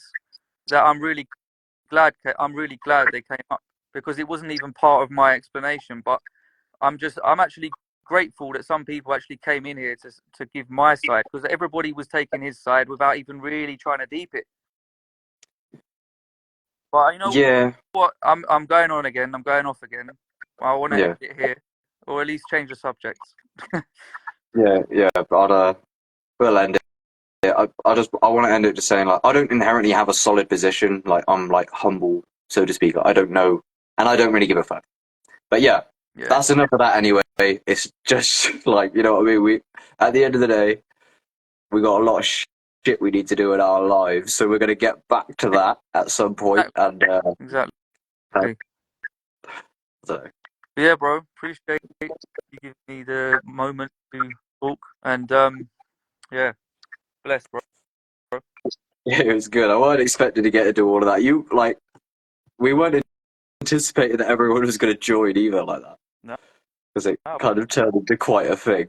He sort of wanted to see what was going on. Yeah, no, I don't think you had particularly planned to, because I wasn't expecting Veg, Bespoke, and Michael to join. But it was good, man. Yeah, bro. But yeah, what are you saying? Do you wanna fuck off now, or what are you saying? Fuck off now, mate. Yeah. Yeah, right, bro. Bless you. Oh, yeah. Sound, bro. Love. You don't need to say it back, don't we? But yeah, that's it. But yeah, just quick time. I'll just. But at the end of the day, I don't know. It's tricky, but like, I have compassion for everyone. I think everyone's doing their best, even when they do their worst, type thing. Live from your heart. I think everyone is actually trying their best in a way. And we can only do the best with what we got, kind of. But yeah, it was an interesting conversation. I'm happy that that went down. I should probably end it and export it. Unless you're a murderer. Yeah, you're right. But I just like to reach common ground where, like, I don't want anyone to feel like fearful and isolated. I'm not saying that is the case, like in a way, but like I just like, I don't know. It's just me. Like I just have, I'm too like, from the get go. I've always like felt like this like super forgiveness and compassion. But I don't even want to say that, because I'm not saying that again, because I'm. Where like basically like a lot of the people in the conscious rapper community, like group chat from the get go, when Ryan posted this post originally about traumatic, they thought, yeah, it was a stretch, it was far fetched. And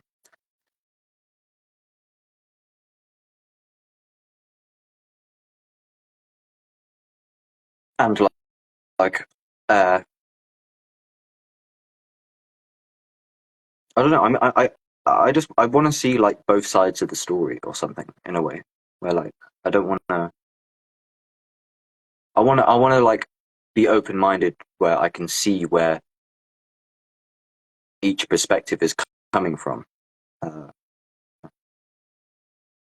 yeah, I don't know. I think it just like it wasn't. It's not like Ryan contemplated it for like an hour before we posted it, but then we've gone to speak about it for an hour afterwards. But Oxen, what's your favorite word? I don't know why no one can spell my name right. Like Inspector Veg done it wrong as well. Oxygen.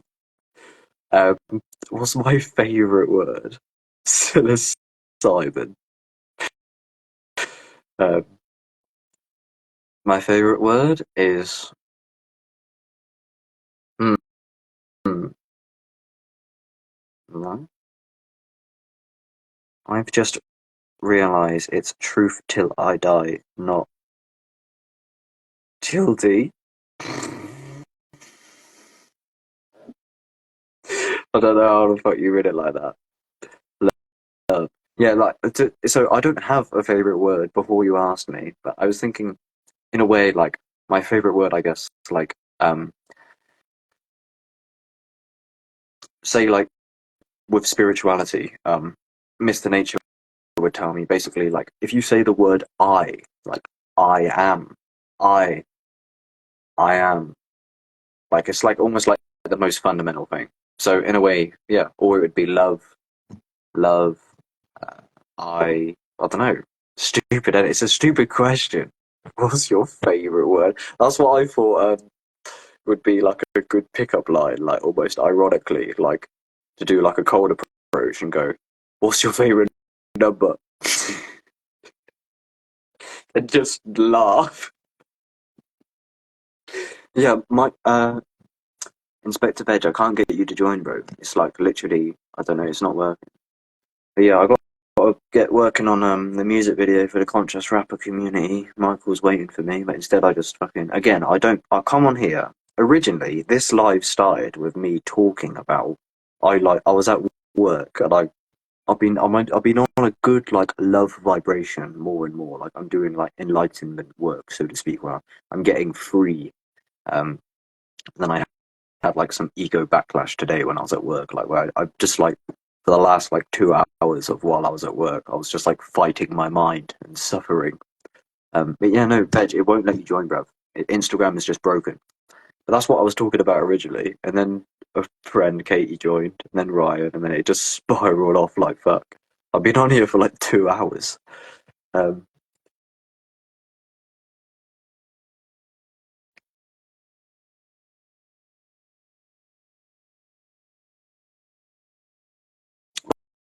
but I'll tell you about the Ryan Sanders and Michael. Yeah, Mr. Nature, I don't think it will let you join, bro. Like, it's literally, yeah, it's broken, bro. Instagram's fucking shit. And I don't know if I will do another one, to be honest. I think I'll sub this one up and then fuck off. But yeah, so sorry, what was I going to say? Yeah, it won't let you join. Instagram believes that people are still in the call. It thinks that there's still four of us, but there isn't. It's just me.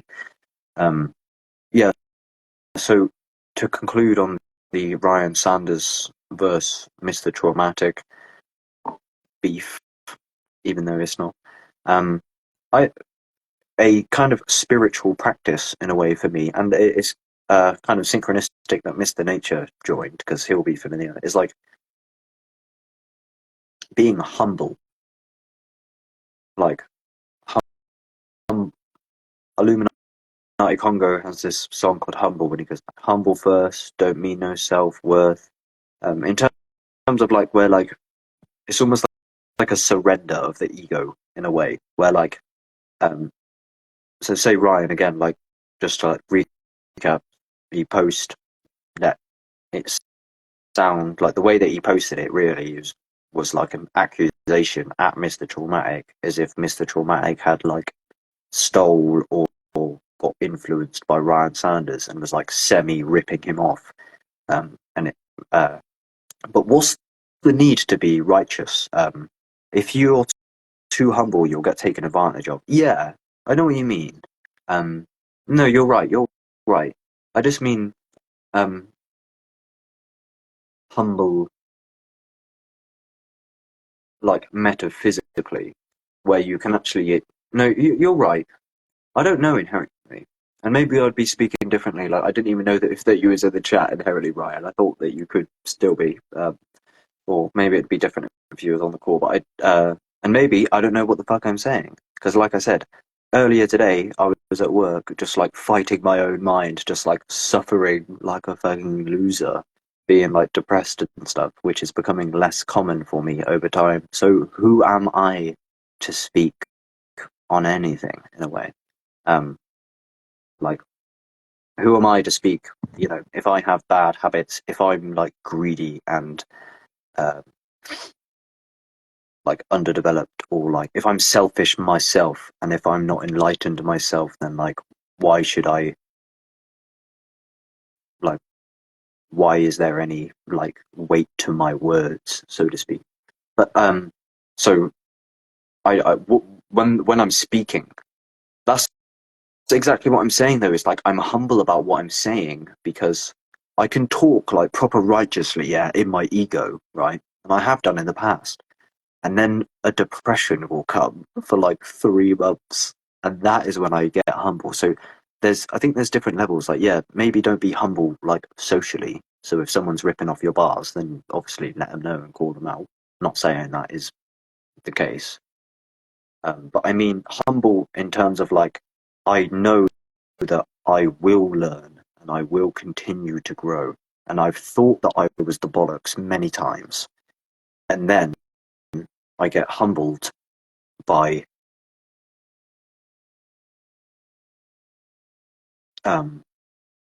learning. Like I can think I'm the bollocks, and then I fall into a depression, or I get stuck in an addiction or a bad habit. So like, how can I be talking so righteously if I am a selfish asshole with addictions? I'm not saying that's you, Brian. That's not what I'm saying at all. I'm just saying, like, when I'm speaking like I'm speaking now, um, there's like almost like this fundamental humbleness that I feel with it. But that's not like, it doesn't have to be like that. Like, because you're older than me, Ryan. A lot of it is because I'm young. Young people can think that the world is about to end and shit because like you're just ignorant. Like, I've got so much more learning to do. So that's why I'm more humble. I'm gonna probably be. I'm not saying I'm more humble than you, Ryan. But I'm just saying like you can anticipate that I may be humble because I'm 20 years old. And what did you know when you was 20 years old? You was probably immature. So just what I mean by humble is that like maybe maturity continues through the whole lifespan and past death and onwards. So to assume that we won't mature deeper and have deeper awakenings is a ignorant, well, that's like an assumption in a way. So I'm just saying like, um,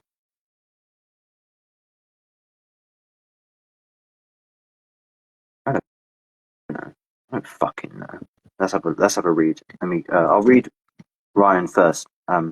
Another point I'll add is that calling people out isn't something I do often, so people should deep that part too. Yeah, yeah, true. Because I know that you know a lot of people in the kind of like the intellectual field, so called, like the people that you talk, for example, like Nova Flip, um, the people you talk to on Facebook and things. So like I know, yeah, it's not like you are, calling people out left, right, and center. I get you. Um, yeah, I don't know. I think the whole thing is like, it's just like, it's just nothing, and it's like it's a big situation about basically nothing, and I feel like in like a year's time we'll probably see that more in a way. I don't know, like, it's just.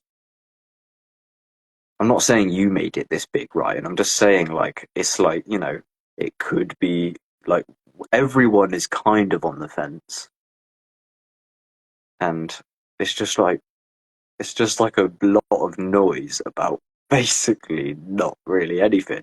Even if he did get inspired by you, it's like it's still kind of fair use. I don't like it's not like he like literally like, because say like MC Manic, or he's changed his name now. He sent a rap into the Can't Just Rapper community group chat, like, check out my rap, guys. And he literally stole, like, Traumatic's entire song, like, verse for basically, not literally, but, like, we sent him, like, he was unconsciously, so it seemed like, and I've been guilty of it when I first started writing lyrics as well. It's like, and he'd done it. The same person done it to Bespoke as well. I don't think he called him out for it though, because he's just a small artist. It doesn't really matter. But like, why did I even bring that up?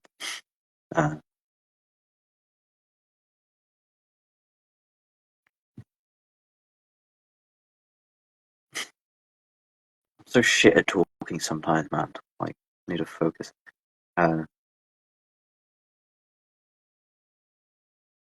I hate it when I do this. I've done this like 3 times. I just like pause, like a brain freeze. Caffeine does that to me. But yeah, so like the same kid, he also like stole like, yeah, like word for word, like exact flows and from Bespoke. And I let him know about it. And everyone let him know about it. I don't know why I brought that up. Sorry. Okay. Mr. Nature says, we all here to lift each other up together, walking each other home, inspiring each other is great. We all get creativity from each other. It's all about understanding for each other. No need for drama.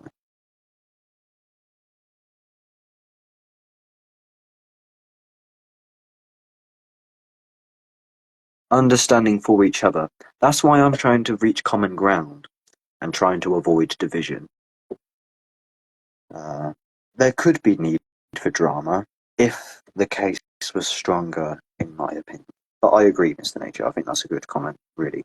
Yeah, we're here to lift each other up. And that's why, like, Ryan, not that I, like I said to you, like, overall, I disagreed with your original post, which is really my opinion, kind of, even though I think it's kind of objective. But then again, other people had different views, so I'm not inherently correct. And again, I'm humble because I have been and still am a dickhead and have neuroses. So who am I to have a valid opinion?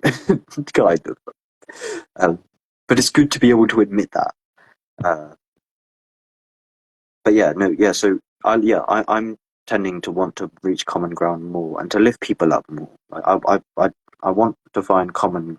Like, I was actually thinking of making my podcast called Common Ground, and there's wisdom in that, because in the spirituality, say Mr. Traumatic as well, instead of like shutting everyone down, like, you're eating poison, you're an NPC, it's like, instead of seeing differences in everyone, why can't we see similarities more, kind of? Okay, I'll read Ryan's. But yeah, I was thinking, like a podcast, finding common ground, like a podcast based around common ground. Let's just focus on what we resonate, like, because there's so much division and polarity in culture, and that's the last thing we need. I wish I could see who was putting the emojis, because it doesn't tell me. Ryan Sanders says, another point I'll add is that calling people out is... Oh wait, no, you already fucking... I already read that. 2 seconds. He's saying, lol, it's not the same thing. Also, let's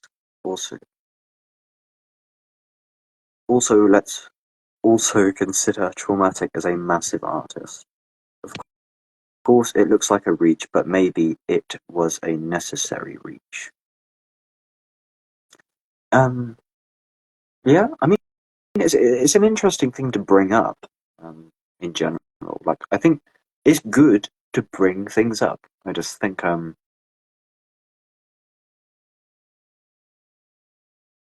I don't think that you, Ryan, solidly believed or thought exactly what you put up as, like, the post. You made it out seem a lot. In my perspective, I think, in my opinion, it seemed so much more solid than what you actually think. Because, like I say, when I actually talk to you, it's not like you're like some radical extremist, like, Traumatic's fucking done. It's not that. But like, I feel like that's how it seemed. Kind of. But again, we're just going on about the same shit now. Now you're getting on to an even bigger point, lol. Yeah, I know. I'm just fucking. Let me read. Go through some other points. But yeah, I don't know. The whole fucking situation is just stupid, man. Like, I don't know. It's just a lot of shit about nothing. Cashew nut. Why are you saying that?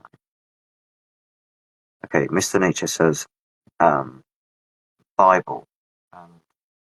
Why beholdest thou the mote? Bible, and why beholdest thou the mote that is in thy brother's eye, but considerest not the beam that is in thine own eye? Aha! I've got it. Sorry, let me try and actually understand what you're saying. Sorry. And why the mote? Why? Oh, it's from the Bible. Okay. Sorry, I'm being thick. If I stop reading it out loud, I'll be better. Give me 2 seconds. Sorry, let me just process this.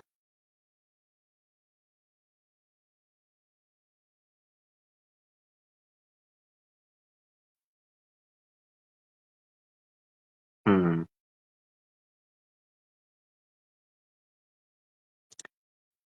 Are you talking about non-duality a bit, where like everything is light, and that is the self, where there's no division? I'm not really sure what you're talking about exactly. Where like basically instead of focusing on the dualities of the screen, you recognize that everything's actually just happening on one screen, and you are that screen. Basically, there's no separation. I don't know if that's what you're saying, but it's like it's that post you sent me before. Like it's like a projector. Imagine you're in a theater and a projector is projecting onto the screen.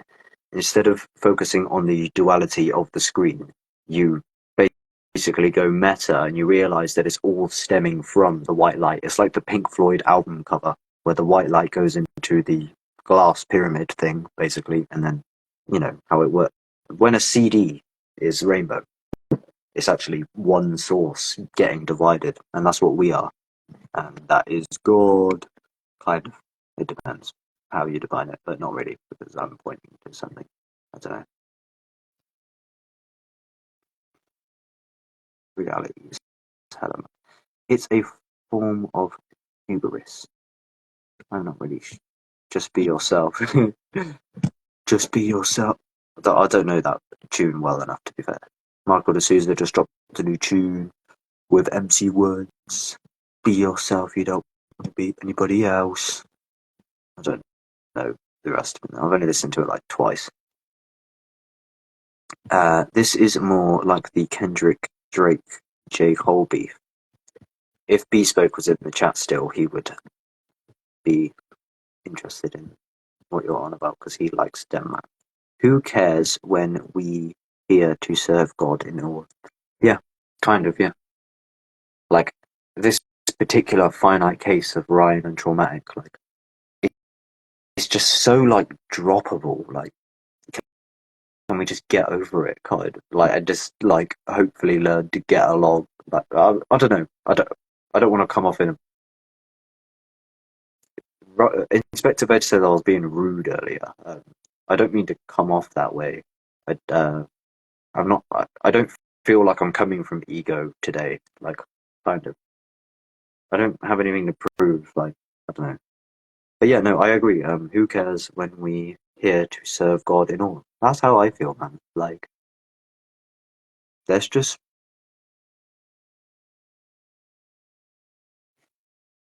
I don't know.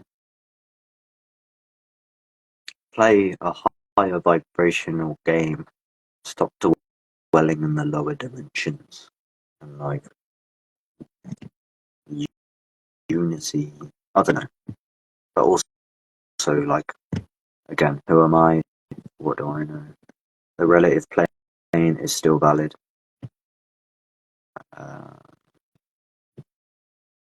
Each podcast episode would last 3 hours. Oh, what? What, for common ground?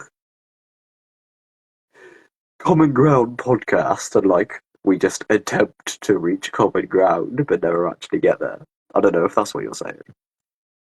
Like that Michael D'Souza. I like that Michael D'Souza. You could give some pointers on activism techniques. Just be. I don't know. I don't know what the fuck said. I don't know what you're applying to. As far as I'm aware, last said just be yourself. Jay Miss. I do know you. Sorry, I don't know why I can't pronounce your name. J. I. For some reason I have like something in my subconscious saying J Mystic, but that's not J. Misk. Too many conscious rappers copy and pasting. You can spot an authentic artist a mile off. A lot of imitations, about 100%. But again, it's easy to unconsciously like. So what we were saying back to the Ryan Sanderson traumatic situation, temporarily, is that I've been guilty of it myself. Is especially when you're starting out like that MC Manic, like I've written tunes before, yeah, thinking this is hard, this is sick, and then like I realise like a week later that I've actually robbed like half of it by accident. So like even if Ryan Sanders was accusing Traumatic, like maybe Traumatic literally just done it by accident, and he was open to that. Like he never said. This is an important point about this whole situation. Ryan Sanders never said ever that Mr. Traumatic done it on purpose. We're not even saying he'd done it really at all, but we never said Traumatic has intentionally.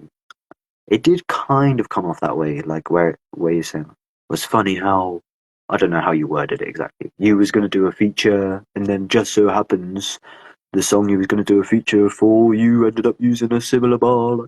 But again, yeah, no, it was never ever stated that Traumatic intentionally.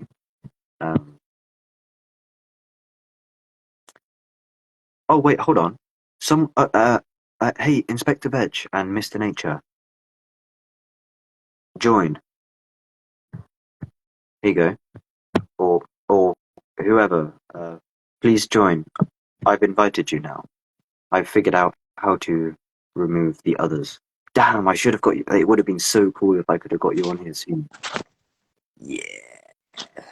Thanks, fuck. Hello, Inspector Veg. How's it going? Boy. Hello, bro.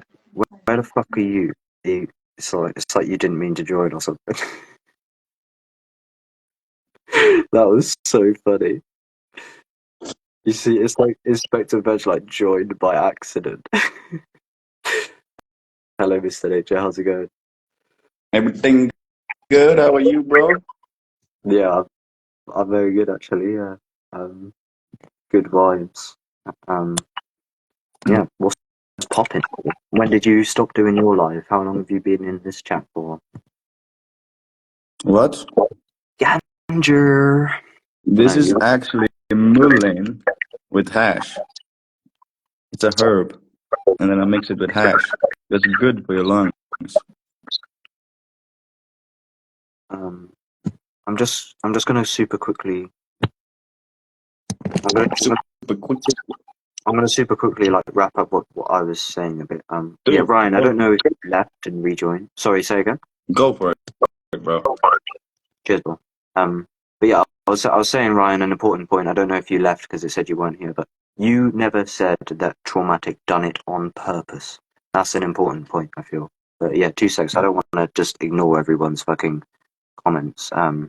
He said, Ryan Sanders says, that's just how you look at it, though. I didn't use capital letters. You're right. When I repeat what Ryan put on his story vaguely, I was like shouting it, but he didn't put it in all caps. So, but yeah, I don't know. I feel like, oh fuck, there's so many comments.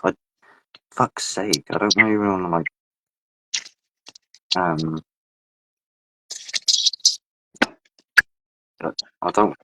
I didn't realize like how, I don't know necessary to go through a lot of it anyway. Ryan said he can't wait to watch it back. Drop it, you want to brush it all aside. Lol. Yeah, I don't know. I should have kept up with the conversation better, but I kind of don't want to hang around. Just super quick, I'll just scan through, see if there's anything. Mr. Nature says, judge not that. Right, what the fuck? I can't read that fucking. It's old English from the Bible, bro. You're fucking from England. Like, come on. Yeah, but it's just written. I can fucking read it. It is my second language. That you be not judged. Yeah, it's just weird, man. Like, judge. I don't Yeah, it's quite weird. know.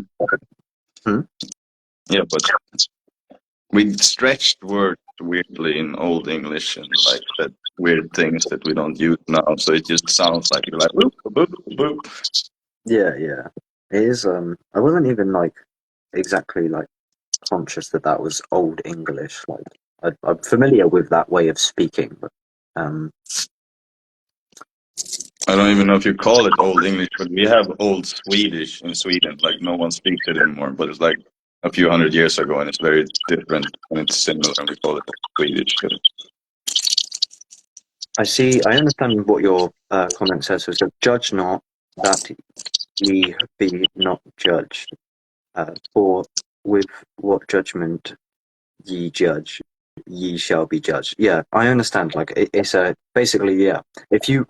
But basically anything that you judge, especially when it's people or other egos, like if you like, especially from fear, like Ryan says as well, people are living in more fear than they realize. People need to learn how to deal with fear and feelings. Yeah, that's what I realized. Is like I didn't realize like how much fear. Like when I started to hear about love and fear, like I slowly became conscious that I'd like been living my whole life like based on fear. But yeah, like judgment, especially when it comes to people and egos, is often based in fear. Where it's like if you see something that you don't like in someone else and you judge them, kind of it can almost stem from a fear because like you fear you fear having the attribute that the person you're judging has, where like if you judge someone you set yourself up to be insecure. I don't need to tell you that. I'm not telling you that, Mr. Nature. You already know. I'll just explain it for the camera. Good to contemplate the scriptures. That's kind of like how you get the real meaning of them. You like sit and you speak it and you suck it and you like melt it and like, oh, but what it really means, like it kind of like what Congo says in one song, like it takes ego in you to see it in another. Like Yeah. You can only see ego in another if you're in a vision covered by your own motherfucker. It's the death of it, the sense of being separate. So that's kind of like all like what you said when you read the thing earlier too. You were like, oh, this kind of says about non-duality, but that's kind of what like all religions teachings about unity are saying. They're like just explaining the non-duality of consciousness, that like you're doing it to yourself. Yeah, it's crazy, isn't it? And see, this is so cool, yeah, because I reckon I've said this to you before, and like in terms of our talks, how it's like normally is set up, like you recognize that I'm in samsara, also I think, or something, and you're trying to like, but like you're trying to like basically like enlighten me, kind of, I mean, like sharing, like, but yeah, in one way. Yeah, but like I mean, it can and it does like stem from compassion because people don't know the larger context. It's not that you're just preaching to me; it's that you recognize the state that I have been in for a long time. So in a sense, you're trying to help me. And as I wake up more, and as I've been listening to a lot more of Ram Dass, I realize that like you have been planting the seeds of consciousness, like because Mr. Nature's always sending me stuff about non-duality and that and what I'm saying is that, like, yeah, so it has been set up, most of our podcast, where, like, from the beginning, like, when we first done our podcast, I I can tell when I watch our first podcast, I can see that you're trying to tell me that stuff, and I'm not really getting it, kind of. But as time goes on, I'm getting it more. So it's like, it's kind of flipping where like I'm no longer like trying to figure out what you're going on about and playing devil's advocate. We're just like being on the same level. And, We're like, discussing it. it's We're like evolving. contemplating, like, oh, this sounds like the meaning, and this sounds like the meaning. You can interpret it this way, like. And that's Yeah. how you expand. That's how you expand. You spitball. You play with creativity with each other. That's why I think this, like, I think when I joined this live and it was about drama in like conscious community, like rappers, conscious people, it's just like, come on, like that's just for clout. Like you're just trying to use someone's name for a little bit of views. It's okay. All of this, like drama, it's just like, it takes you to see that in another, to even be in a disturbed state, to even recognize that in another. Although if you sit in a calm state and someone gets inspired by the art you make, I feel, whoa, like awesome. Like my art influenced someone to make something from creativity that also is amazing. And it's just like, it's sharing and it just expands. And it's just like, oh, he made something that got inspired from me. Let me watch this. Maybe I can get even more inspired. Like there's nowhere where it stops and you have to like clash. Like that's why I just thought it was funny. Yeah, I know what you mean, actually. It's like, yeah, I think I don't like, yeah, I'll just be at the beginning. I'm so shit, man. Like, I think I like fucking phased out for a second. I started reading a comment like unconsciously, so my apologies. But I think I get what you mean in terms of like the inspiration. It's almost like, it's actually a good thing. Like, well, it depends. Like, obviously, it's different if you just completely rip someone off. But And I also don't even know. I haven't even read the post or anything. I just like it doesn't matter to me. I just think it's funny. Like drama is funny. Like for yeah, me, that's school level consciousness. When you're still on the playground, and you're like, it's your fault. You stole something from me. You took something from me. And I'm like, bro, have it. You can have it, bro. The drama's finished. You can have it. yeah, Like. you're not wrong in a way. And like, I I I go I have gone through many different, like the way that I see you is always evolving and things, and like the way that you see things. And sometimes like I have criticisms of you. I said to you earlier on your live, I said, when I'm awake, I see you in a better way. I said, you're cooler to me when I'm awake. And what I mean is just in general, like going back to what we are saying like before the drama, is that like it's to recognize that like we are like the same thing, and to be in like the love consciousness together is where we can actually be on the same page more, where And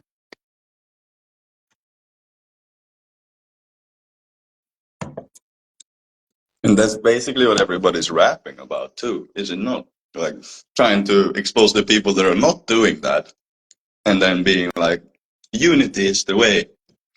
And then we should lead by example in all ways of yeah, life. And of course, yeah, we all come at fault and stuff like that, but we should repent for our own mistakes before we focus on other people's mistakes. It's just my opinion. yeah, I know, yeah, lead by example, yeah, 100%. I agree, and I integrate a lot that you say. Like a lot of the stuff that you give me is like it. Like you tell me things, and it ticks over in my mind for months. And I swear, it like changes me. But That's what I think it's done to me too. Like, so welcome to the club. yeah, I think we're walking each other home, like you say. But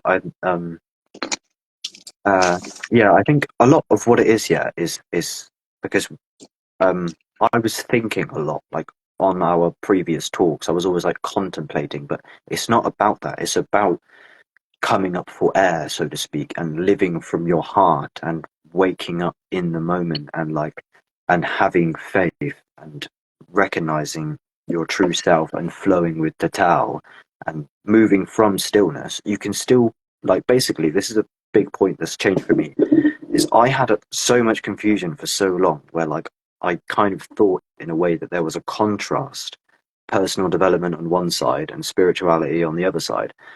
But you don't have to sacrifice personal development to be spiritual. You just do personal development from liberation. But I'm Yeah. saying all this because it's not enough to think about it. You have to like breathe into it. Yeah. And that's when you can be on this kind of the same page.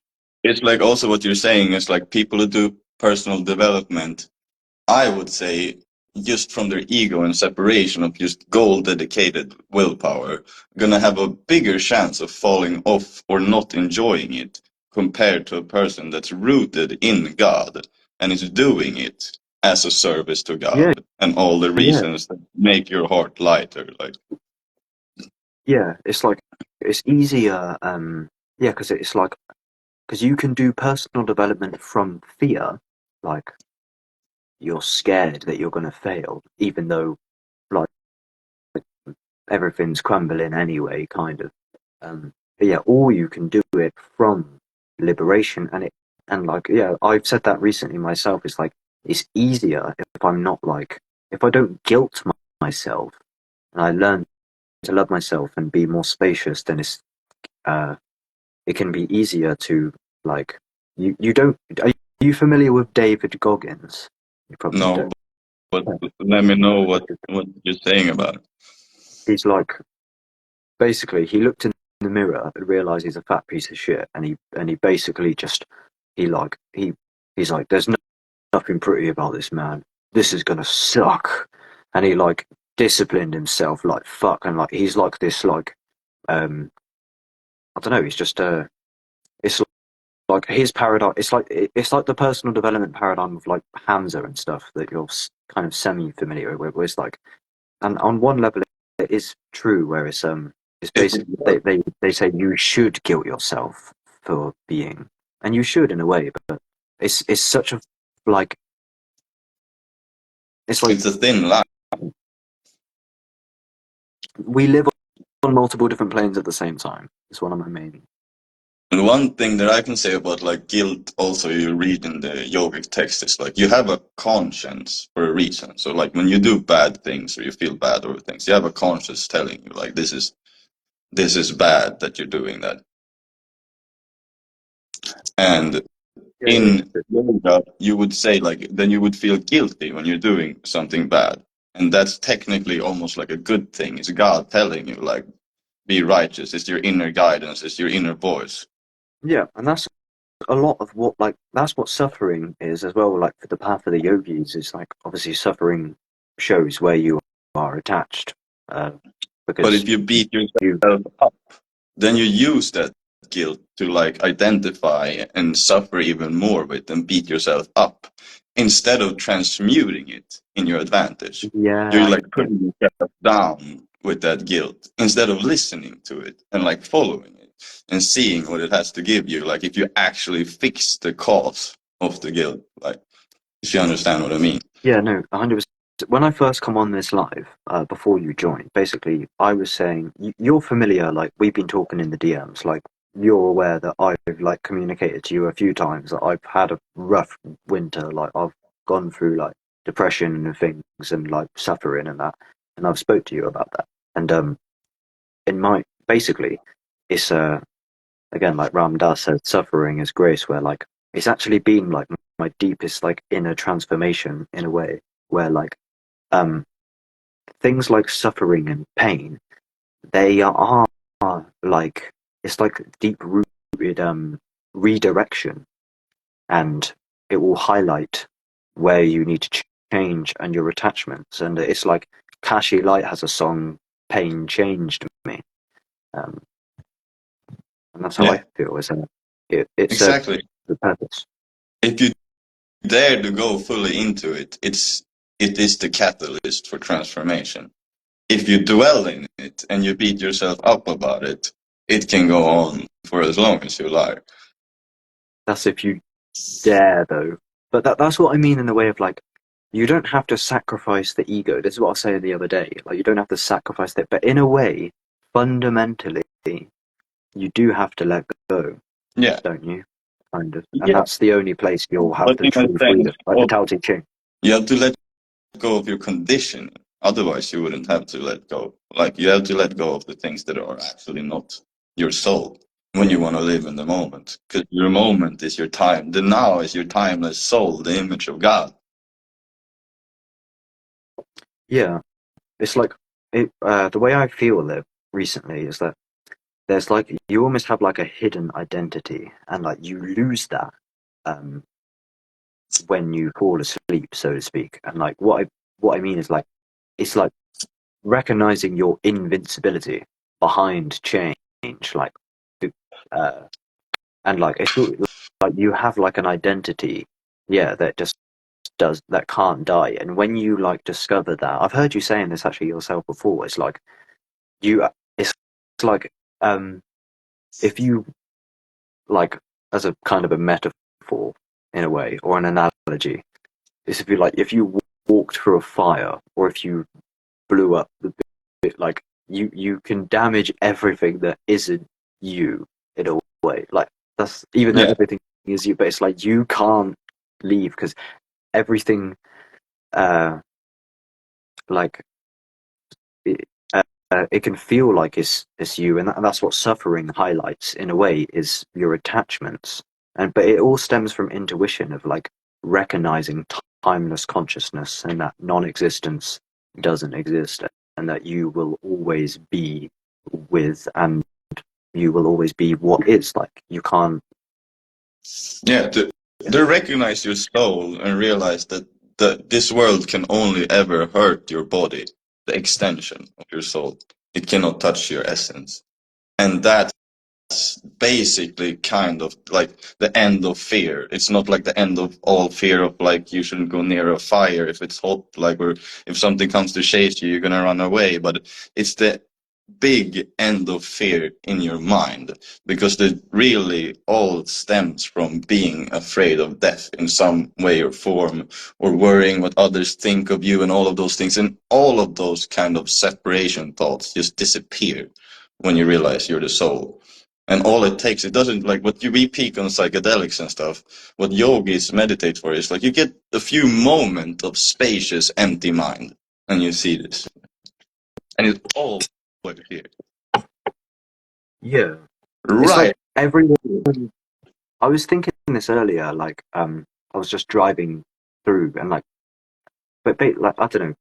It's not like exactly relevant, but like I feel like there's a place in every person that actually does know this, but they forget.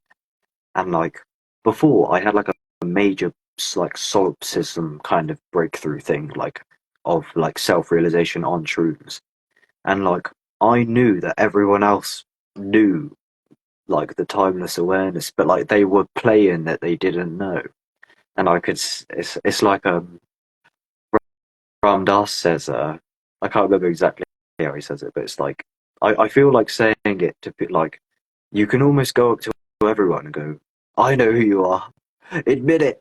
Like it's like what Alan Watts kind of says, like people were like just busy like pretending that they're not the eternal self. But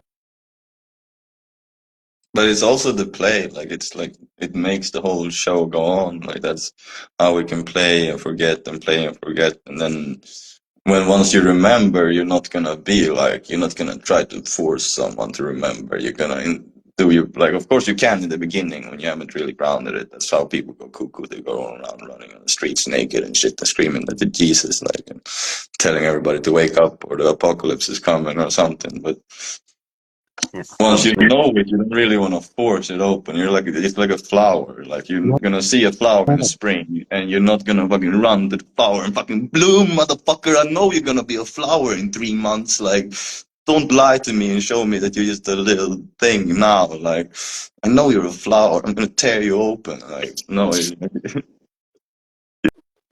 don't do that to flower nature. Like, so once you get it with people too, you just start like having fun and loving with people, and like kind of like just not taking people's anger and hate and things so seriously. Like, yeah. I get what you mean. It is fundamentally intuitive. It does make sense. It is about non-duality and duality, and like uh, awareness what I find is like when like it's like what happened for me recently, and again it was when I was listening to Ram Dass, like he like literally kind of induced like an awakening within me, where like, and I had it last summer, but I forgot, and that's what awareness can do. Like you can awaken, and then you can forget. Like basically, it's that if you just open your eyes, so to speak, now, like the light is everywhere. So like, and I know how it seems like obviously there's the survival situation and the financial situation, and that kind of can blow things out of the water. But also like it's like thoughts is the kind of the veil that's creating everything. And like if you just wake up and stop drowning in unconsciousness, it's just eternal light, and you don't need to be biased. Like what you were saying about the 5G towers, God, like God, you liberation is flowing with the Tao and trusting and having deep faith in God, um, and that is recognizing the true self and recognizing that bias is kind of like doesn't make any sense from God's point of view. And just to sum up what I'm saying is I taste when I recognize this more recently, I tasted freedom, so to speak, like where like like Ram Dass calls it getting free, because you can be trapped in awareness, obviously, like by anything. For example, like the drama conversation, like it's such a finite, like did traumatic do this or didn't he? It's like, do I actually care to trap my awareness in such a small thing? It's like instead of thinking like like you realize that your mind just keeps trapping itself with thoughts, and then when you see that, you can kind of like come up for air, so to speak. And when you taste freedom, it's that like I realized the other day that I can be free now. And when I tasted that, I was like, my soul was like, oh my God, I don't have to suffer anymore. I choose what I care about. And then I went for it, and then there's been a transformation. I don't mean to rant, but No, but you're sharing your truth. That's fucking amazing. Like that's the way. It's really like, and also when you're talking about forgetting and stuff, and of course, like in thoughts and stuff, life has its ups and downs and stuff. But if you have really, really like zeroed in on awareness, awareness is always awake. It's just if you're recognizing it or yeah, not. It's not like you're waking up and falling awake. No, it's always awake. that's what I'm saying though. Yeah, You but only have to wake up. are you saying, just playing like a role, saying you're not awake and Yeah. things and stuff, because it's always awake, right? It's, a lot of it is like because God is eternally awake, so it's just like distracting itself, kind of. It's fun to pretend that everything is mundane. And it's also really fun for everyone to be awake and have world peace and shit. It's just even more fun, I could say. Like that's why we do it in cycles, so we don't get bored with stuff. But like, I prefer it we all wake up now. But I can play. We can keep pretending for as long as you want to. Like I just keep reminding. I commented on our a live that we done a while ago. I told you that I would come off the act soon, and here we are. We're on the same page. It's weird, man. Like we're both talking. Like I actually understand, and I'm like with what you're talking about now because I've been doing the consciousness work kind of thing. And yeah, I'm totally with you, man. Normally, how it would happen is I would be, or I would believe that I was asleep until you told me I was lying. Like normally, every time I spoke to you, often we'd have long conversations in the DMs. Uh, every time I spoke to you and you like put me in check, so to speak, I would actually be awake for like the next week, and then I'd forget, or so I think, until we talk again, and you like remind me that I'm blagging or talking shit. It's okay to talk shit too. Just remember that you're just talking shit. and have fun with it. It's almost like a lot of like what you and like me and you were doing at the minute. Like, because I was thinking after I said like this when I just ranted for ages, I don't know where that stemmed from. I was gonna say like I don't know why I said that, but it's kind of like when awakening occurs, it's like I don't know what else is there to talk about, but like it's just God is, and And that's it. Kind of. includes everything too, because it's kind of like when you start investigating God, you kind of also see how all of life is working. So like you become better at all of life. You see like how habits work, how thoughts work. You start breaking down how does consciousness work from A to Z, and you just start becoming better at life too. Even if it's all like, yeah, you can surrender to God and all of these things, but even in the surrendering, there's still the doing, like the personal development and stuff. Like you said, like you don't doing things, just that you do like a 50-50, like yin and yang. You and God are dancing as omnipresent God. You inform God, and you make some effort, knowing God makes the total effort, does the total do, and you're just dancing like back and forth. And when you forget, it seems rough, and then when you remember who you are, it's really simple because you're the mover of the whole cosmos. So it wasn't so complicated to begin with. Like you made the whole thing. Like, I but forgot also, what I was going to say. Yeah, go on, sorry. sure. Say again. And also, it's the same time as like you're surrendering and you're creating. You're also the creator of the whole cosmos, and you're also in this human body having to do your person and your personal development as your service, as that one. Like there is no separation in all the things, and it just becomes easy, like, simple. Yeah, it does become Like simpler.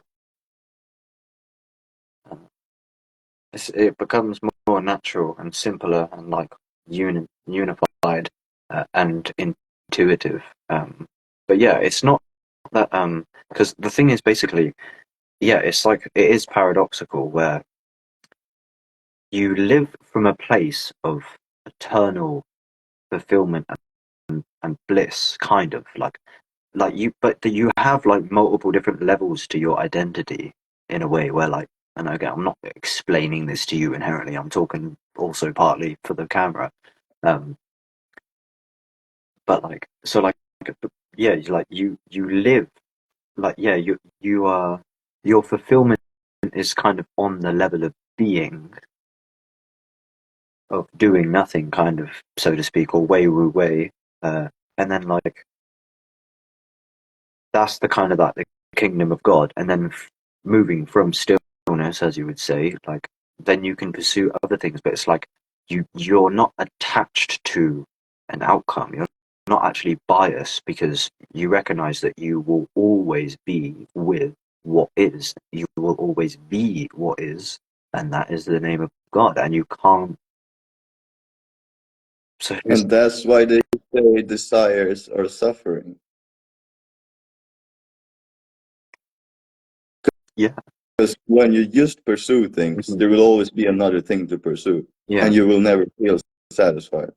But when you're rooted in being and in the now in God, you're already feeling satisfied through the journey to the destination.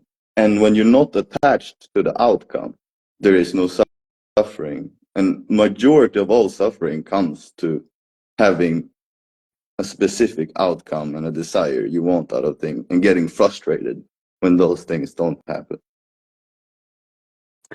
would you do your best to regurgitate the rich man, poor man analogy thing that you sent me the other day, where the true rich man versus the false rich? Do you remember? It's just I can't say that one exactly, but I can say ish what I remember what it means. It's like no Yeah. matter how rich you are as a king and everything, you will fear losing those things. And even a homeless man can feel like a king while having nothing, just being happy and content in himself, where he is, wherever he goes, whatever he eats. And no one can take that from him because he's just himself. And even if you take his body, he realized that wasn't himself either. That was just his vehicle. So he's already a king. He's just cruising through this material existence, like whee! Yeah, it's like you're saying, like the rich man with a desire is poorer than the poor man with no desire, kind of. Yeah. It's not like, obviously, and I think a relevant video, even though I know you're not a super fan of Leo Gura, and I understand why, but he's quite paradox. Like he stands in different places in different videos. Like sometimes I don't know, he's very contradictory. He's a funky little man. I know. But what does he? Why did I bring that up? Oh yeah, because he has a actualize.org or Leo Gura has a video on the ultimate guide to happiness, and it's not that like, well, really, like faith in a way can kind of be happiness. Not really, but like we're not saying that you should renunciate like caring about your ego's development. You will still likely, unless you're a fucking top yogi in a way, like health is you're gonna be happier with health and with wealth, of course. So there's multiple different layers, but like liberation is recognizing that in a way I recognize the way that I feel is like I often say this is like I don't remember asking to incarnate. I kind of do now as I wake up more. Obviously, like it's kind of clear. But what I'm saying is like, why fear and cling when you just spawn on a whim in a body? Like why is it worth fearing when clearly the ego is not in control? So the ego's trying to control everything, but it's rigged because when you look around, everything's disintegrating. Yeah.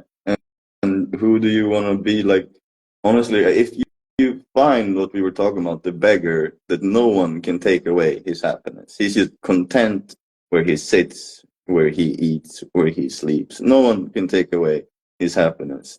If you find that first, the world is yours. Mm-hmm. Like, because first of all, you could be happy with nothing. You could just be happy wherever God places you, whatever it gives you. You just already Hakuna Matata. No worries for the rest of your days. You're with God in the present moment. You understand contentment. The golden present. Yeah.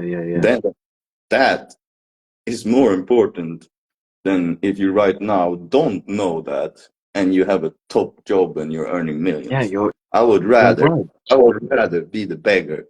Like, you're right.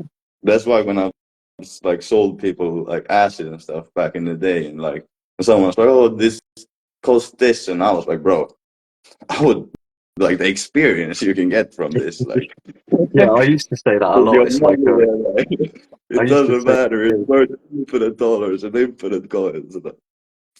I used to say that a lot. It's like I used to say mushrooms is beyond money. Like the what you could just like spend like 30 quid and literally like become God. Like it's stupid. We can see how fucking cosmos, like yoga. The final step of yoga is called samadhi, and that's what happens on 5 grams of mushrooms. And that usually takes yogis like 30, 40 years, lifetimes or something to meditate. But then they sustain that when they actually get there. But psychedelic, they remove your sense of ego. You just poof, put you at the final step of union with God and ego death. Like, It depends. I've definitely had like an ego trip on mushrooms. So yeah, but of it's course, unconscious tripping though, but it's like you said. inducing identities falling off at high doses. Yeah. If you take enough, it depends how much. Like I can have like it depends what your tolerance and things. But that's what happened me. Like, it was, I've never heard about spirituality or anything. Like, I just was doing drugs, and then I took a big dose of acid, and I was like, oh, what? That was God? Like, what the fuck? Like, did I just make this whole world? I'm in the fifth dimension in eternal life and chilling with my family of angels and shit, and then I'm back in Rob again. Like, but it was the same thing. It was not really so different. Like, what the fuck? Where am I now? Like, am I really God? Like, It's like, that's kind of like what you're saying, the way that it happened to you is like, that's kind of how I felt, like, except like, because I took 7 grams. I knew what I was doing because I was listening to Traumatic, but I didn't really know. I thought I knew, but that's not it.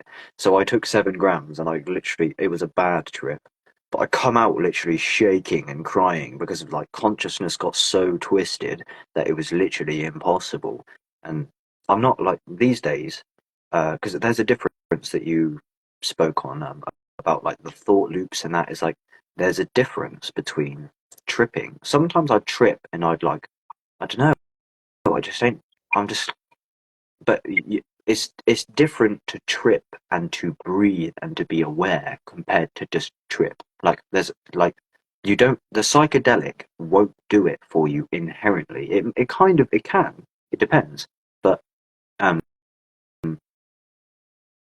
you can unconsciously trip. Like, just because you take a psychedelic doesn't mean that you're, you know what I mean? Like, there's different ways yeah, of going but about it it. can also go the other way too, like it did for me. Like, I had no awareness of consciousness or anything else, an atheist. And the moment when it happened was, when I think back, the moment the ego exploded and I became God in that trip was when me and my friend was laying outside and the acid was peaking, and we were watching the clouds and listening to dubstep without lyrics. And all of a sudden, the whole veil just cracked, like poof, like, and it just opened, and like lightning came through the world, and it was like full soul memory, like all lifetimes, everything, omnipresence, like. Mm. And then coming back from that, it was like, what the fuck? That's why, like, you can say that you've been going through depression and craziness and stuff too. It just depends how you look at it, like we're living it. Like, basically what I experience is that we have more than just this life, and when you start peeking into higher astral realms, like, you have, like you said, different levels of your soul's personality and stuff like this. And Yeah, when you start remembering, you start being your actual astral self in this realm. yeah, yeah. But for me, it's a lot about and I know the Buddhists talk about this a lot as well. It's like doubt is the enemy. Where like, I've learned to trust my awakenings and things. Well, like, I had the awakenings, and I kept going back and forth when I'd be radical God consciousness, and then I'd like doubt it and start questioning materialism and things, and kind of going back and forth. But and it was kind of synchronistic. I started to see a lot of post after I started to feel this way. Is that I'm no longer in the age of like speculation. It's like I'm in the age of knowing, where like it's done. Where like I don't need to like speculate anymore. Like, I trust myself. Like Illuminati Congo says, I know myself, and you will with time. Well, kind of experience. Yeah, and what you're saying, like, I was sharing a Bible quote. I think no, it was the Swedish one. So I don't even remember exactly how it is in English, but it's basically saying that when you're worrying, you're with the devil, and when you're with God, and when you put your trust and faith in God, you give your words to Him. You're with God, like, to like simplify it. And what could that mean? Put put your say that last. When you're worrying, you're basically with the Yeah, no, devil. I got that bit. It's like yeah, I know what you mean. Like I didn't hear the last little bit, but I understand what you're saying overall in terms of like, consciousness is the only authority. Basically, you decide. It's up to you, because it's Illuminati Congo posts on his Facebook. Everything has to pass through awareness, and when you see that, it's like, even even though the illusion is quite immaculate, and it does seem that there's something at stake and like survival matters, which it does kind of, but it's like it's such like a genius illusion. But yeah, it is really up to you in a very metaphysical way, like at the bottom of reality, to just decide like how you're going to interpret the energy. Yeah, exactly. You could interpret it as that you wanna be in God and you don't wanna do anything. You just wanna trust God and serve Him and say like, I do whatever you want. You could be saying that plus that you also have your own aspirations and dreams and create as God in this unity where there is this awareness. It doesn't judge either. One opinion is more correct than the other, as the disciple praising or the one in full authority as the consciousness. Like as you said, like awareness is the authority, and in my experience awareness is unconditional, so Yeah, it's basically up to you. yeah. I'm with you. I was going to say something, I can't remember exactly. uh,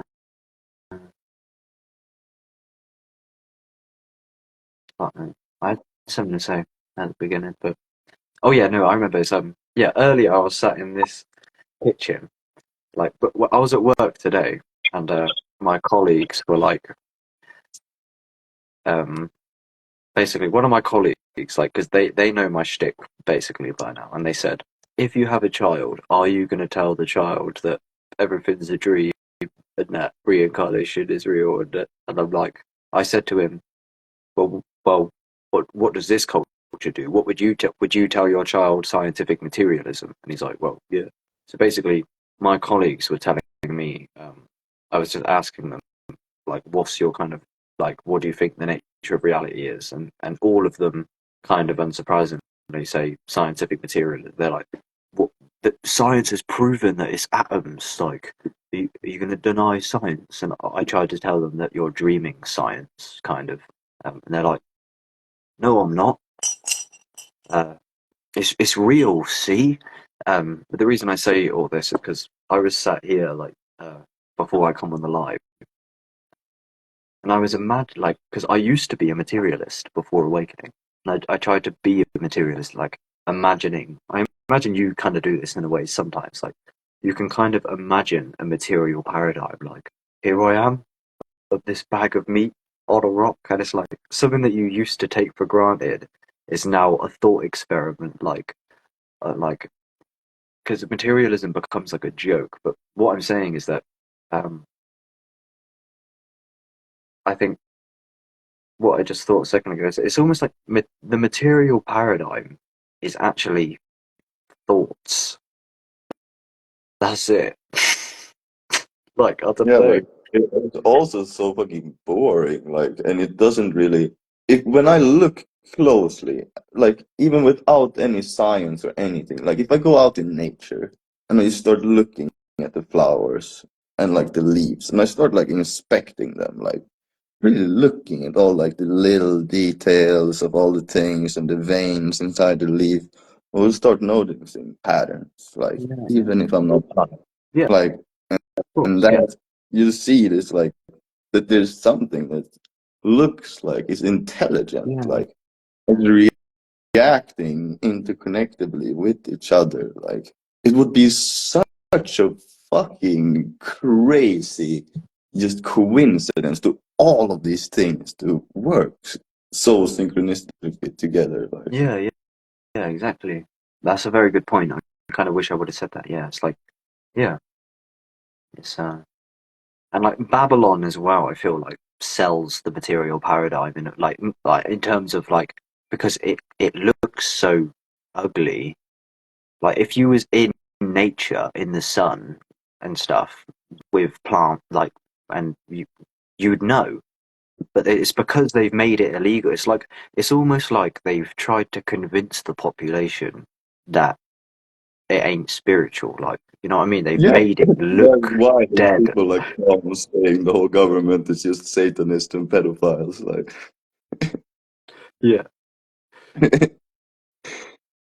And like it's kind of true, but it's also like we gotta love everybody no matter what they do. We just bring awareness. Like when we find truth, we don't need to judge.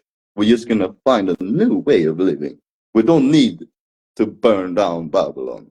We just need to find better alternatives. Yeah, I think like what I was saying a second ago, like just a different way of wording it is like you would recognize spirit easier, likely, if you weren't in a concrete grid. If you was in the sun with the plants, you would know because it's right in front of you. If you're surrounded by geometry and vibrant fruit instead Yeah. of like the sensory deprivation operation. For sure. But But yeah, that's why there's people go so deep into the matrix things and stuff. But then it's like half of the things isn't even like people controlling it anymore. It's a thing. It's just a paradigm that is like become its own form. It's become its own tradition and culture and capitalism. Like it's its own beast now. It's not someone sitting at the top controlling the whole beast. Like, yeah. Like it's just I know what you mean. It's like Terence McKenna says, like he doesn't think anyone's in control. Like it's out of control in a way. Like that's why I find Payday Monsanto funny because he just says they knew that rap would take over. It's like who is they? I know that's how it's, but it's stupid. I get it. There is a they in a way, but do it too, but it's like it's don't give too much power to them. I don't think they're that clever. Like yeah, and it is if they're actually like but yeah, because that's what Leo says in a way, even though he's biased against conspiracies. I don't really agree, but like he says like because the people doing this stuff are like the most unconscious people. Like, do you really think that they're like it's the devil at work? Like it's just greed. It's not like some like master plan inherently. I don't know. Like fuck knows. I mean, Maybe it's a bit of both at the level with the amount of money and power they got at this point. But yeah. they're not like the master schemers that some people make them out to be. Like they don't got every button on lockdown, like full on, like knowing what the fuck they're up to. Like they're also little humans that don't know what the fuck is happening, greedy as fuck and want money and power. Just But again, see now we're talking more on the relative plane. yeah, Compared to the absolute, and I think like what I like the absolute is like absolute, like intuitively I feel I know it, and but like the relative plane I'm actually humble about, where like because before on mushrooms I told you, just long story short, like I fucking like I swear down I was telling these people about this vision that I just downloaded, and I swear that I was seeing like some robot like human, and it was like it knew that I could see it, and it was like scatting out, and I actually like I had like loads of synchronicities, and I like went to like chase after this person, and I was, but then I confronted him and I just walked away. I was like, no, I got to go because I'm on loads of mushrooms. I don't know what's happening, but it's like I seem to the way that I believed it in the trip is that I like confronted like a human that was actually from a different alliance. It was like it was in the astral realms. It was like starseed shit. yeah, That's the only time that's yeah. ever happened. It was But fucking weird, bro. I don't know. like things like that can like if you don't know what you're doing sometimes and you're not like sitting down when you're having like an I was running actual around barefoot. yeah, exactly. Like then it can turn into all kinds of things unless you actually like shut up, sit down, and let the fucking thing happen and like see where you're going and what's happening and like just like holy shit, I'm in a new realm. Like otherwise it becomes like a yin and yang of two realms clashing and you're running around and don't know what you're doing and creating dramas and getting Yeah, see, confused. Like I know. That's why you have to um consciously trip, like where you can actually see your thoughts. Because, like I said, like I tripped so many times in the past, but I realized that so many of them trips, I was just like thinking the whole time, like, oh my god, I've realized it's like, and that's, but then sometimes I'd realize like, when am I going to stop realize? And then before I actually called you on one of the trips, and we did a talk, like, that's when I was like unhinged as fuck at my old flat, like, and it was like an unreleased podcast. We were talking about Conor Murphy. I called you and said, because I kept having these insights and these thoughts, and I thought, like, when the fuck is this gonna stop?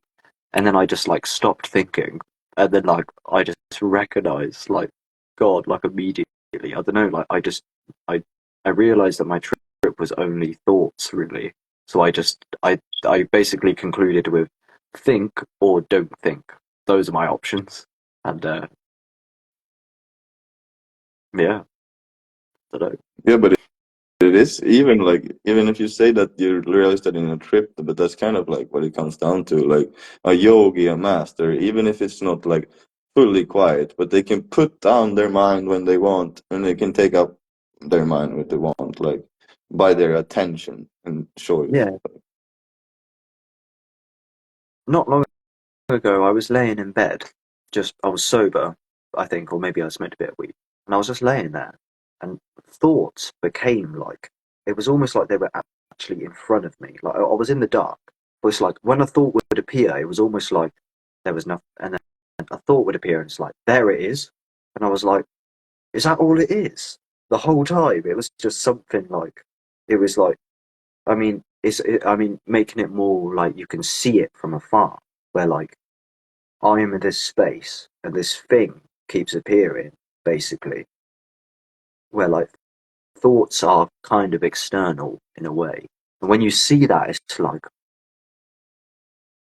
I don't In know. Buddhism, You don't, they call it the thoughts are self-liberating. So you don't like have to do something for them to come, and you don't have to do something for them to leave. yeah, like, That's just like okay. in the happening part of consciousness also. Yeah, I think There I'm is talking like, mind control too. huh? There is mind control too. Yeah. I think all I'm saying is that I recognize that, you know how tradition, like meditation says, like cliche, like, see your thoughts as clouds in the sky, just passing by. That's how I just spontaneously saw them, like I wasn't drowning in them anymore. They were like in front of me. Yeah. They're in awareness, and they come and go by themselves. Technically, if you like go as just remaining as pure awareness, just awareness itself. Things come, things go. Awareness remains the same through the whole thing. So technically, to recognize awareness, you don't actually need a silent mind. You just need to move your attention. Yeah, exactly, yeah. 100%, yeah.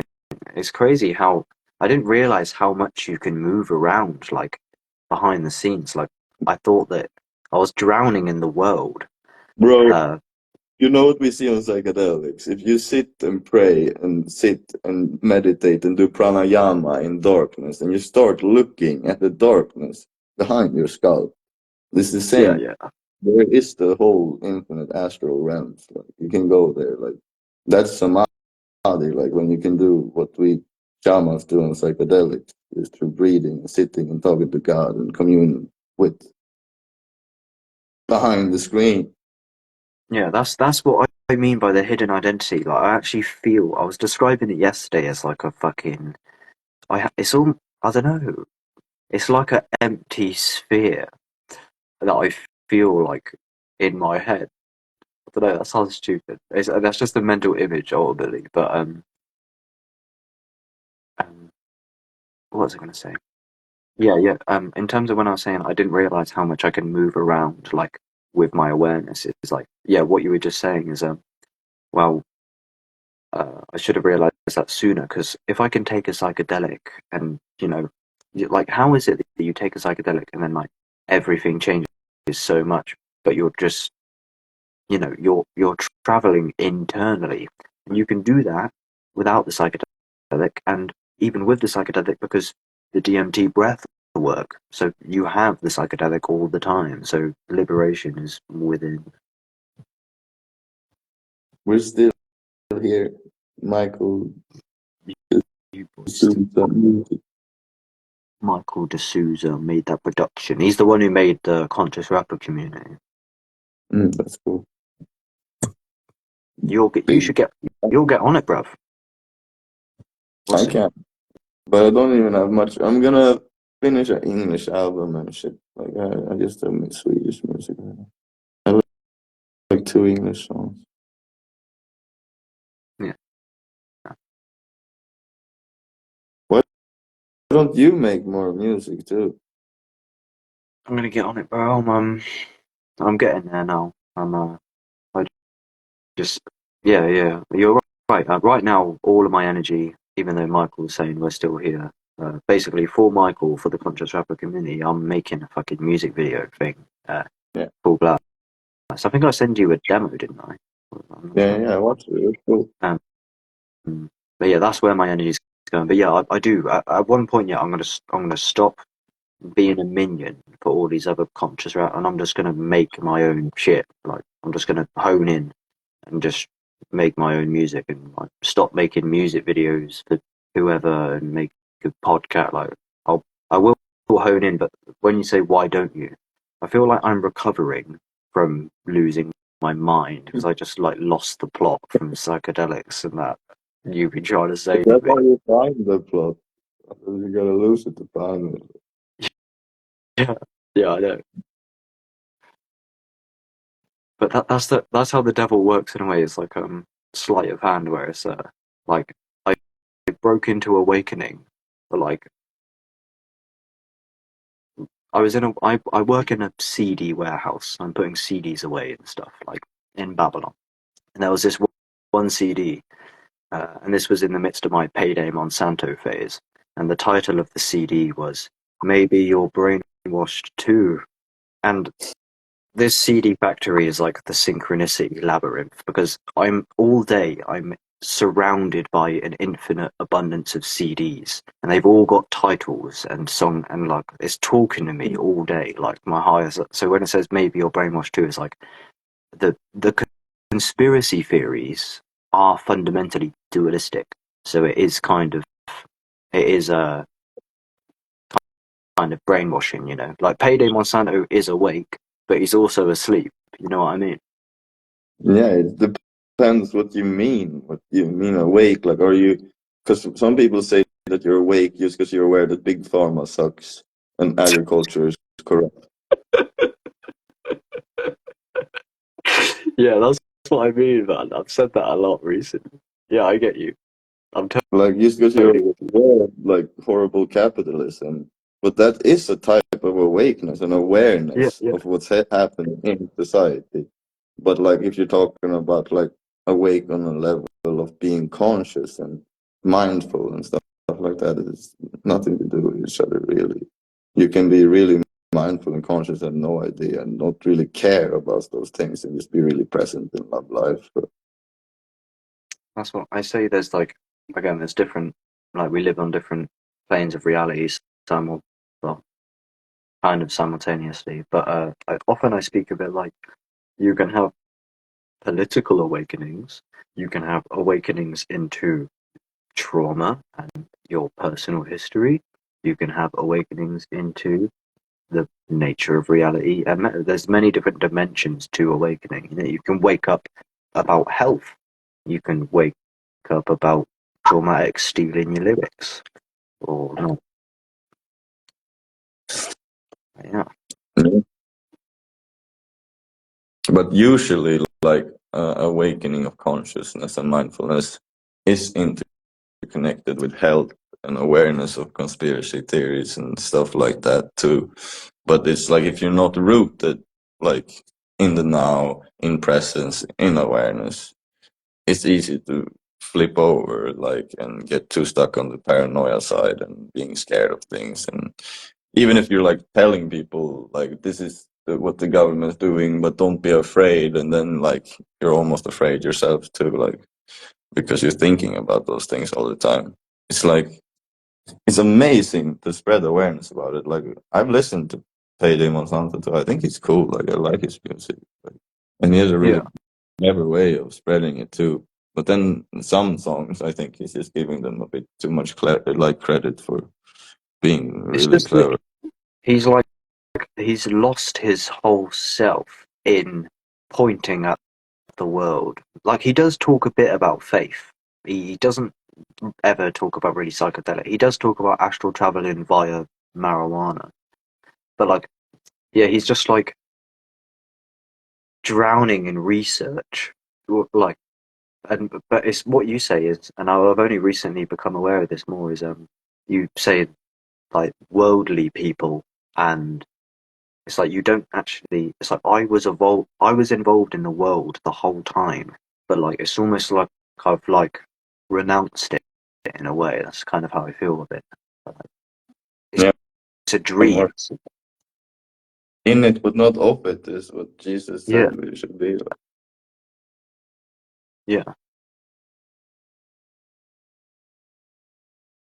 Because essentially, like, it's great, but like, it's also like the thing. Like, I wanna, because you know about it. Like, the thing. Have you watched the thing Dramatic talks about the Phoenix event?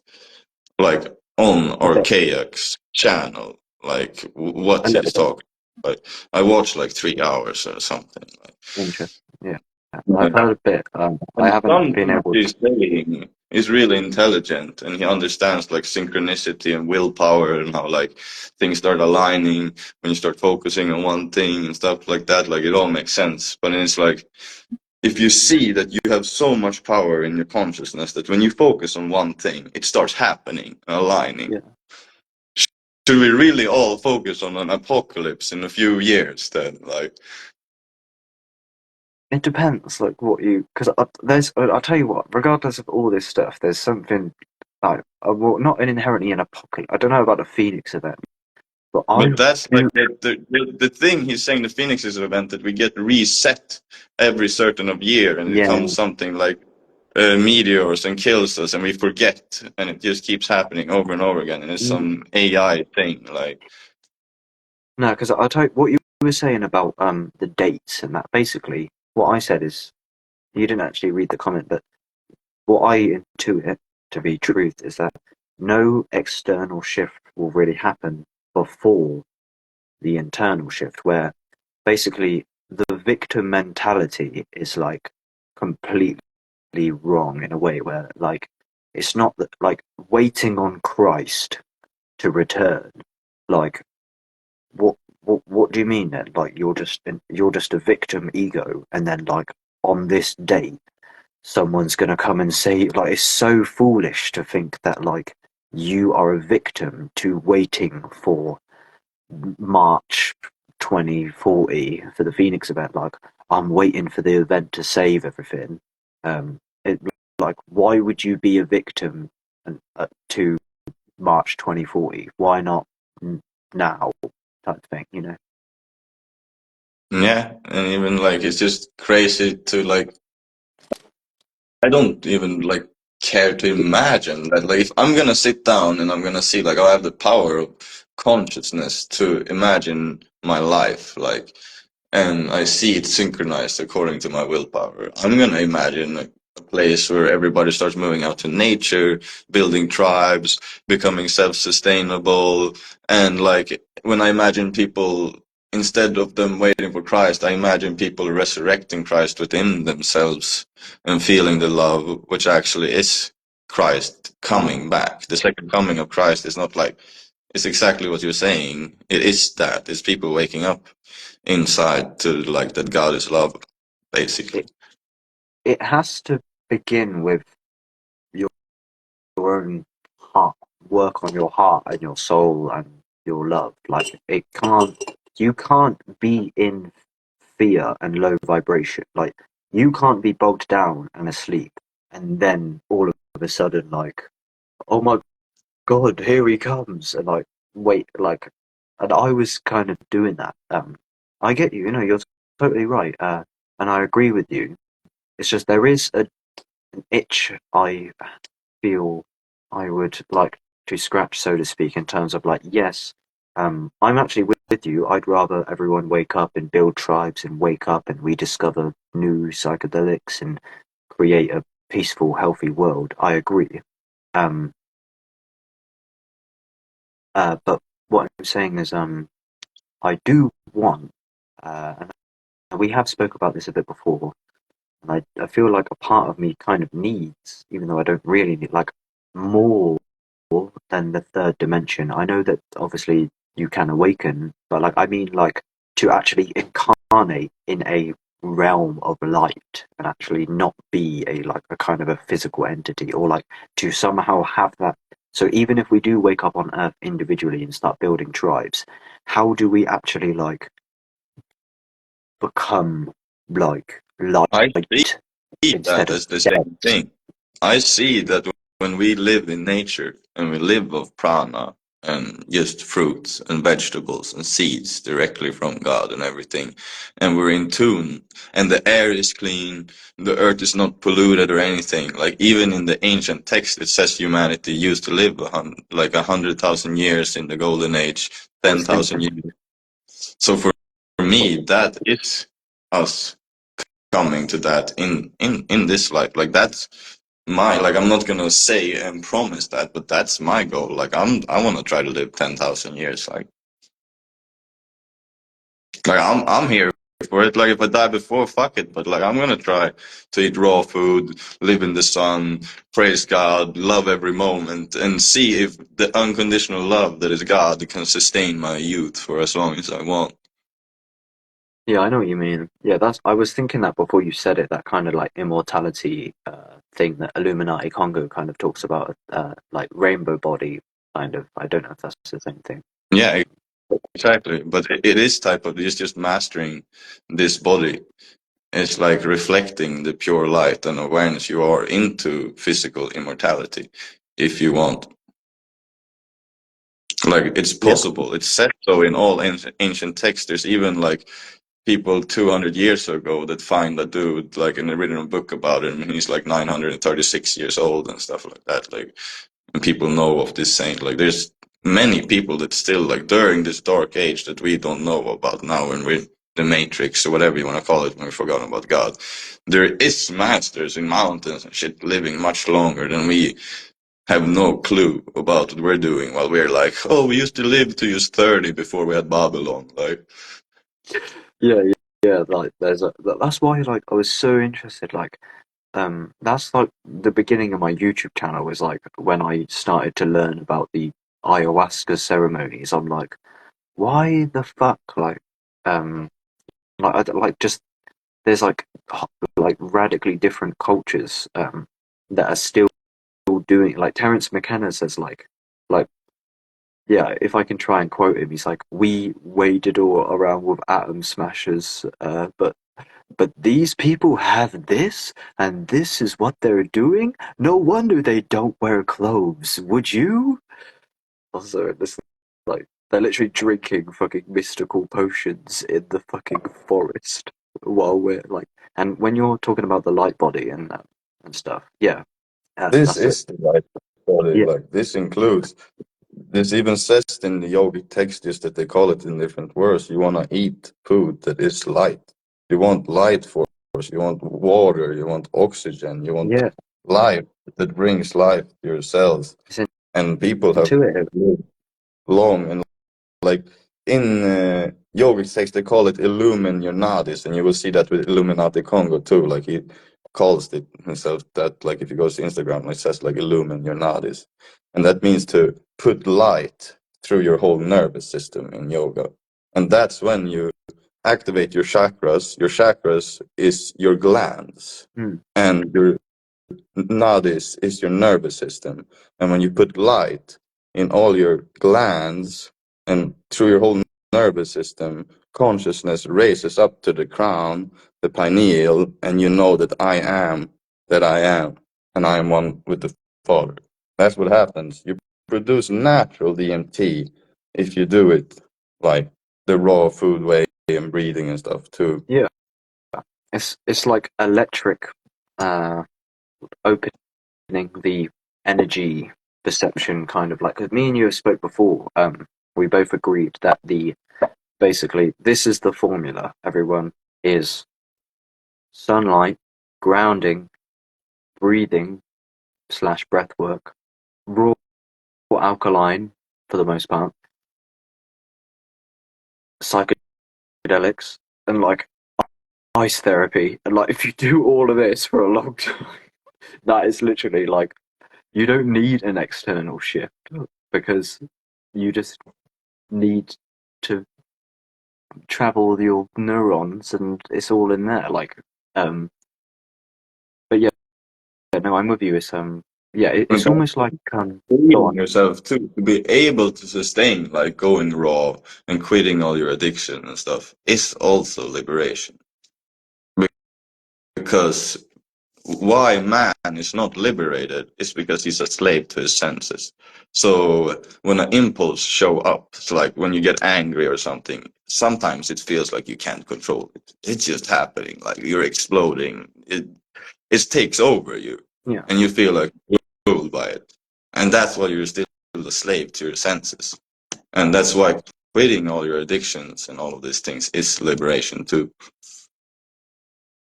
Because you have to turn off all the senses and reprogram them completely. Like, yeah, it is literally like a complete. It's weird, man. It's like the mirror consciousness thing. That is it, really. Like you always send me the mirror emoji, and that is how it is. Like, because I used to believe and perceive materialism. I've believed and perceived solipsism and aloneness, and like I've been in heaven and hell, and it's like, and my mind is creating all of it, like whether or not I need a psychedelic and you can do it via breathing or just meditation alone. You can just dissolve like all sense of other, and like it's so like most people think like around this culture going within is deemed like cringe in a way. Like that's what I grew up around, and the reason that is obviously just to play the game. Because if everyone listened to me as soon as I took mushrooms, then the game would have been over. So uh, like but like what I'm saying is like people like put off. I don't know. Doing quotes, but like if you say go within, people like my dad would be like, "What you all about?" Like everyone pretends like there's nothing in there, but if you just do it anyway, like you can like the entire universe is within like so much that you like you can dissolve all the sense of other yeah. kind of And then the just with your funny thing awareness alone. is that like there's other ways too. You can take like, I've read about people that went raw and they had no actual idea of consciousness, and just by going raw they became more in tune with nature and electric, and everything Yeah, became synchronistic, and the world became lighter. it is. You just reminded me to say. I was going to say this earlier. But yeah, in terms of like the immortality and stuff, it's like the heavy carbs and the false food pyramid of Babylon.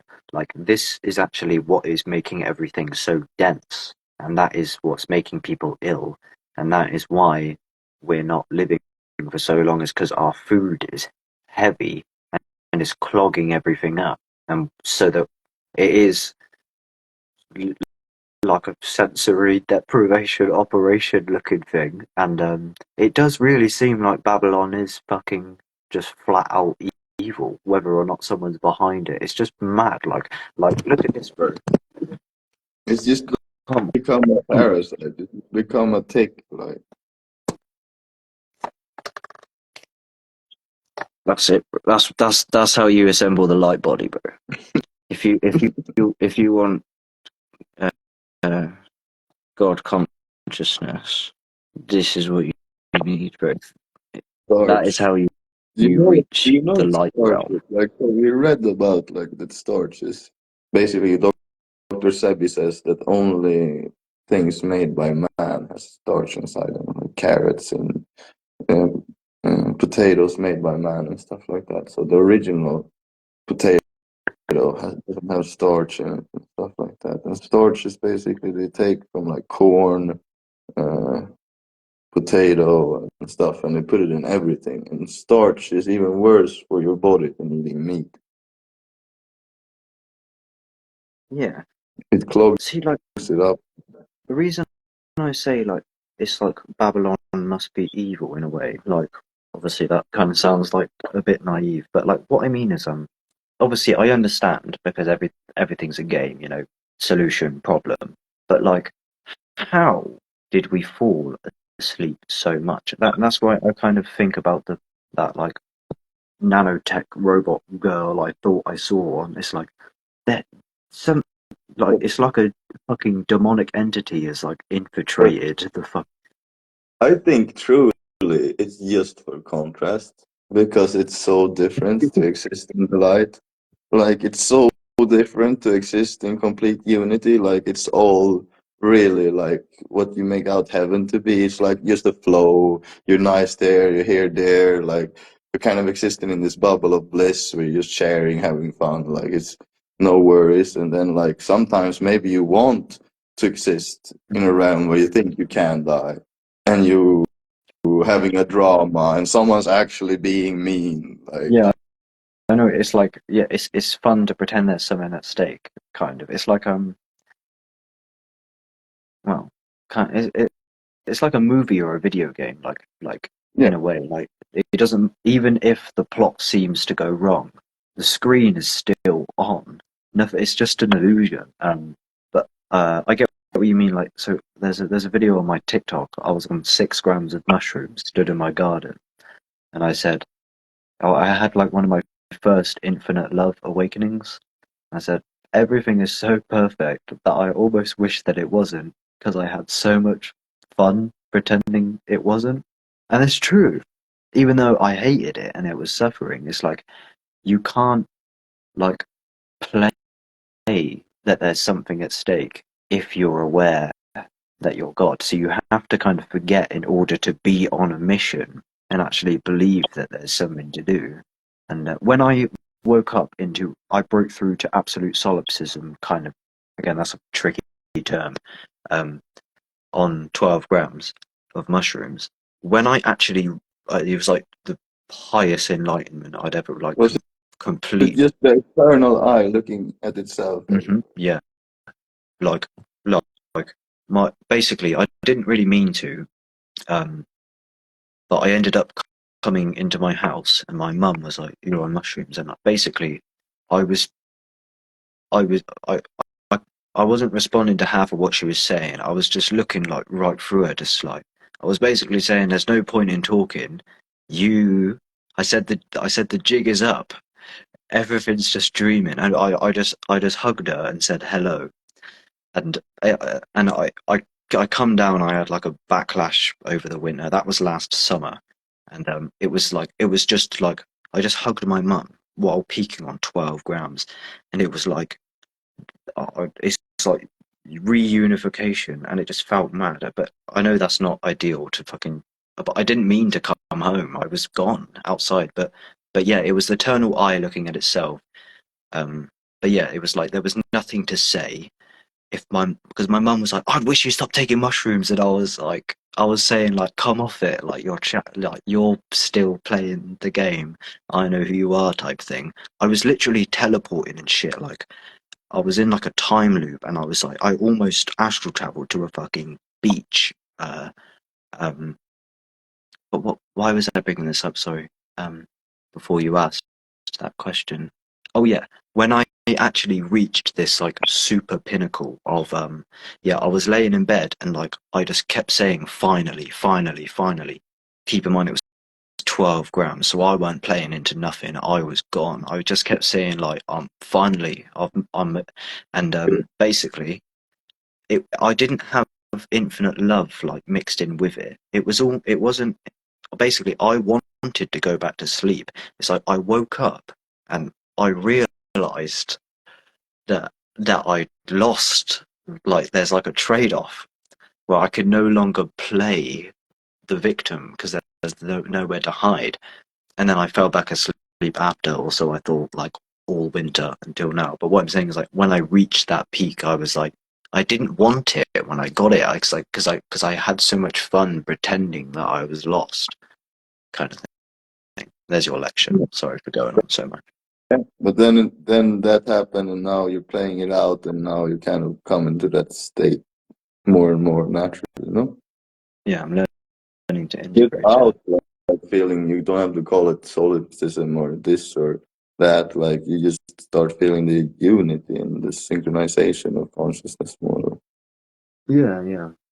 And I'm not solidly on the solipsism. I don't really like to talk about that because it's tricky and it's a long conversation.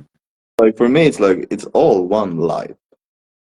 Yeah. Like, it's one life, and then Yeah, exactly. how many things Yeah. you let yourself into, and Yeah. how you judge which part that's more real than the other is completely free. So when you're having an awakening experience and you may be thinking just consciousness is free, maybe, is the only real thing, like in solipsism, you think only the eternal point is real, for example, and the other is an illusion, at least in some takes of it. And how is that more real than thinking that souls are real? Like, when it's all one light, like, Yeah. it's like No, I know exactly what you mean. That's what I mean. Like I always preface the word solipsism because, like, I'm not saying that you don't have awareness through your eyes, kind of. But what I could be saying, like, I don't know, and I can't ever know because I'm always locked into my own bubble, kind of thing. But what I'm saying is, even if you do have your own kind of awareness, which I'm open to and stuff, is that we're the same thing anyway. So there's still no other, even if there is. yeah, it's like Congo's song "Adore." Like, whatever you adore is adored to the Lord, and it's just like he's basking in the prism of Christ, but he doesn't know. Like, is it this? Is it solipsism? Is it that? He's just basking in the prism of omnipresence. Like, Yeah. and then the most hopeful thing is to say, like, I don't know, but all I see is God. Like, Yeah, I like that. I see that. Where could it be that it isn't? yeah. Listen, I don't know, but I'm basking in the prison. Omnipresent. Yeah, I get you. But yeah, So we don't really know, but we can feel it. Like, we're fucking part of God for sure, and we for sure have like the same power as God. And then, like, at the bottom of core of consciousness, you are it. Like, yeah, quite. and it's but a sign that you're doing it right in a way is the bliss, kind of like the eternal bliss type of thing. The beauty, recognizing the beauty. Kind of communion, like actually having a direct experience of God, kind of. And it doesn't have to be called God. It can be the universe or the now or anything. But you kind of like we were talked about earlier, getting this faith and stuff and this contentment in the universe, in God, instead of things outside of ourselves. Yeah. And that, what you were saying earlier about the homeless man who has the contentment is richer than the rich man who doesn't. You're absolutely right about that. It's faith is like the Tao Te Ching says it's the only real freedom worth having. Yeah, exactly. You can't And pay the difference, yeah. See, the difference is, like, with this call compared to our other podcast is every time there's a pause between our words, I'm just like happy and like I'm just like. But before that wasn't really the case. But like every time there's a moment of silence, I'm just like I just feel really good. But when I wasn't aware, kind of, it wasn't really the case. I don't know. Yeah, but that's just cool to see. Like, that's just cool to see it evolve. Like, that's just what consciousness does if you're open enough to explore it, like, and be curious. Yeah. Just a note that I wanted to say on like the 12-gram super trip is that it is possible, and I'll be better at it now than I was before. But like, there is potential to have delusion sprinkled in with the awakening. I'm sure you're aware, even though Yeah, you yeah. trip more consciously, but you can have an awakening and like misinterpret it, and like, because I had the awakening of the absolute solipsism breakthrough, but I also was convinced that I was going to go to the beach with my mother in the car, and I just like decided that, and like, but that was, what the Yeah. fuck is that? I don't know. It's like because you're so susceptible in that state potentially. Depends how aware you really are. But That's because also that you like broke all the rules of taking such a high dose anywhere near any social interaction yeah, at all. It should be like I know. Bro, I'm getting flashbacks. Like, it was actually terrifying, bro. I was actually like, that's what I mean. I was like, I was almost scared the whole time. It was so radical because I literally died, and like I was living like visions in my mind, and like I was seeing things. I was confident that things were going to happen. Like 3, 2, bro, 1, and half the I time it would. think the But I was exact teleporting same and shit. thing. Like Yeah, before my one of my God trips, my first one, I had like a proper ego. I took like 200 micrograms liquid LSD in the village where I lived with my friend, and I wanted to go home. And I'm like, bro, I want to go home. It's starting to just. He's like, come on, let's go out in the village to the park and talk with people and this and that. And I was like, ooh. And he kind of forced me. And on the way, someone grabs me and says hello, and I'm sure that that's the cops. And then after that, that person grabs my shoulder, and I think it's the cops, and I'm peaking on 200 micrograms of liquid LSD. Every thought that I like think something bad is happening instantly feels like it's everything of that is happening around me. It's like there's cops coming, there's blue lights, there's this, you're fucked, like they're chasing you. In the end, like I feel like I'm dropping things, I'm just laying down, the cops are coming to take me, and then I'm just laying on the road of my village, just like freaking out in my mind. And my friend's mom comes drunk from the local bar, like, who's this laying on the ground screaming? Like, and she's like, oh shit, is it Rob? And I see her face, and I like snap back to this reality, and out of my fear visions that I think I'm dying and the police is taking me and this and that, and then like I just see her face, and I'm okay, and I just walk up and walk away and call my friends, and like, where the fuck are you guys? I thought I was dying for like 10 minutes, and the cops were taking me and everything. Like, where the fuck did you go? So like someone grabbed my shoulder, and then there was cops everywhere. So. mental. Yeah, And like that's like that liquid LSD. I've taken 200 micrograms before. That liquid LSD hit way harder than any 200 micrograms of any tabs ever. Like it was like full reality dissolution, like instant manifestation of thoughts. It would all just yeah, like geometry and visions, like.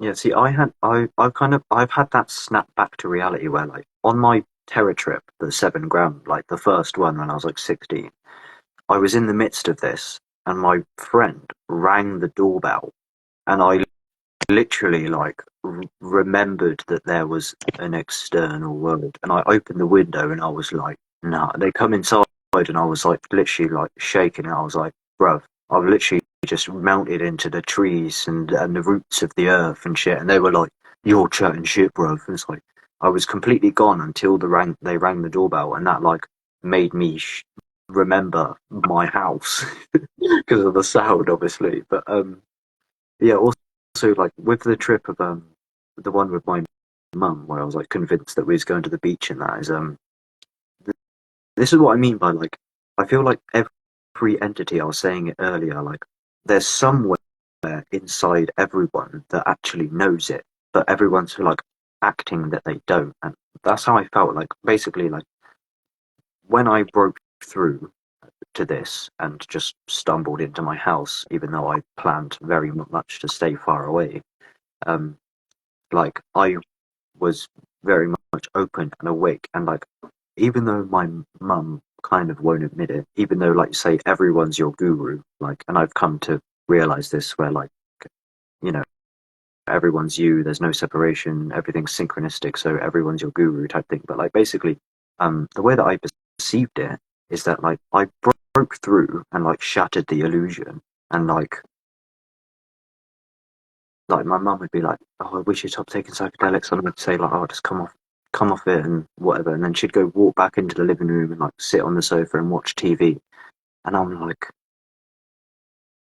I don't know, there was something about like the way that I was seeing her, like it was like she knew that I'd clocked like the dream or something, like somewhere in her, and it was like, you you prick, you've just shattered karma. Like I don't know, it's like 1 minute I'm just living with my mum like as an ego, next minute I've like completely shattered the illusion, and like I'm telling everyone about it, and they're like, "You're not supposed to know." That's how I felt. I know it sounds like I'm a fucking psychopath. You stay away from it, but it's like I'm telling everyone like that aha, it's a dream, and I'm clearly like I seem to be awake, and like everyone else is like, there's a part I could see that like they already knew it somewhere in them, were busy like denying it, but like regardless of what they said, it's almost like a part of them already knew. I don't know. It's tricky to communicate. And you're gonna see trippy things like that, but I would also, that's why, like I told the story I told, was that you shouldn't really take big doses near normal people or things where interaction can come, because it can create so much confusion and you can interpret things on completely different dimensions that can create so much confusion with a normal person, like especially on high doses. Yeah. I If you want to do 12 rounds, like I'm sure maybe you had a better intention than running home and doing that, but like you kind of want to do it. Like I'm gonna go see God for a moment. Like I'm gonna lay down and die. Like when I take over 600-700 micrograms of LSD, which is what I usually take to melt into source, it's like at least over 500 micrograms of LSD. Around 800 is my sweet spot. And when I take that, I drop that, and then maybe I roll a joint. And then as soon as I start feeling it, I lay down. Mm-hmm. Yeah, I know. I put on an album or I lay in silent, and I don't move because I don't want to bounce worlds into confusion.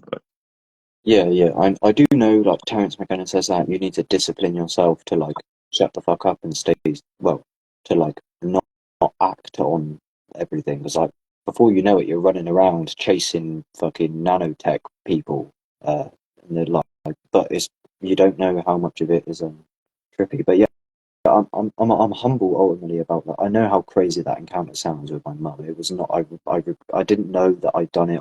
I took the dose way I outside. understand like how it is. That's why it's just like that's why I've had similar experiences. That's why I recommend to when you ever do things like that, you really want to do it in a safe spot with Yeah. the intent to explore consciousness. You don't want to throw high doses of psychedelics into you for without any plan or things amongst many people or family and stuff like that, because that's kind of how psychedelics end up with like people having like their identities broken and go into mental hospitals and shit, because they just like they break and dissolve in the middle of drama and shit and have no place to Yeah, relax. that's because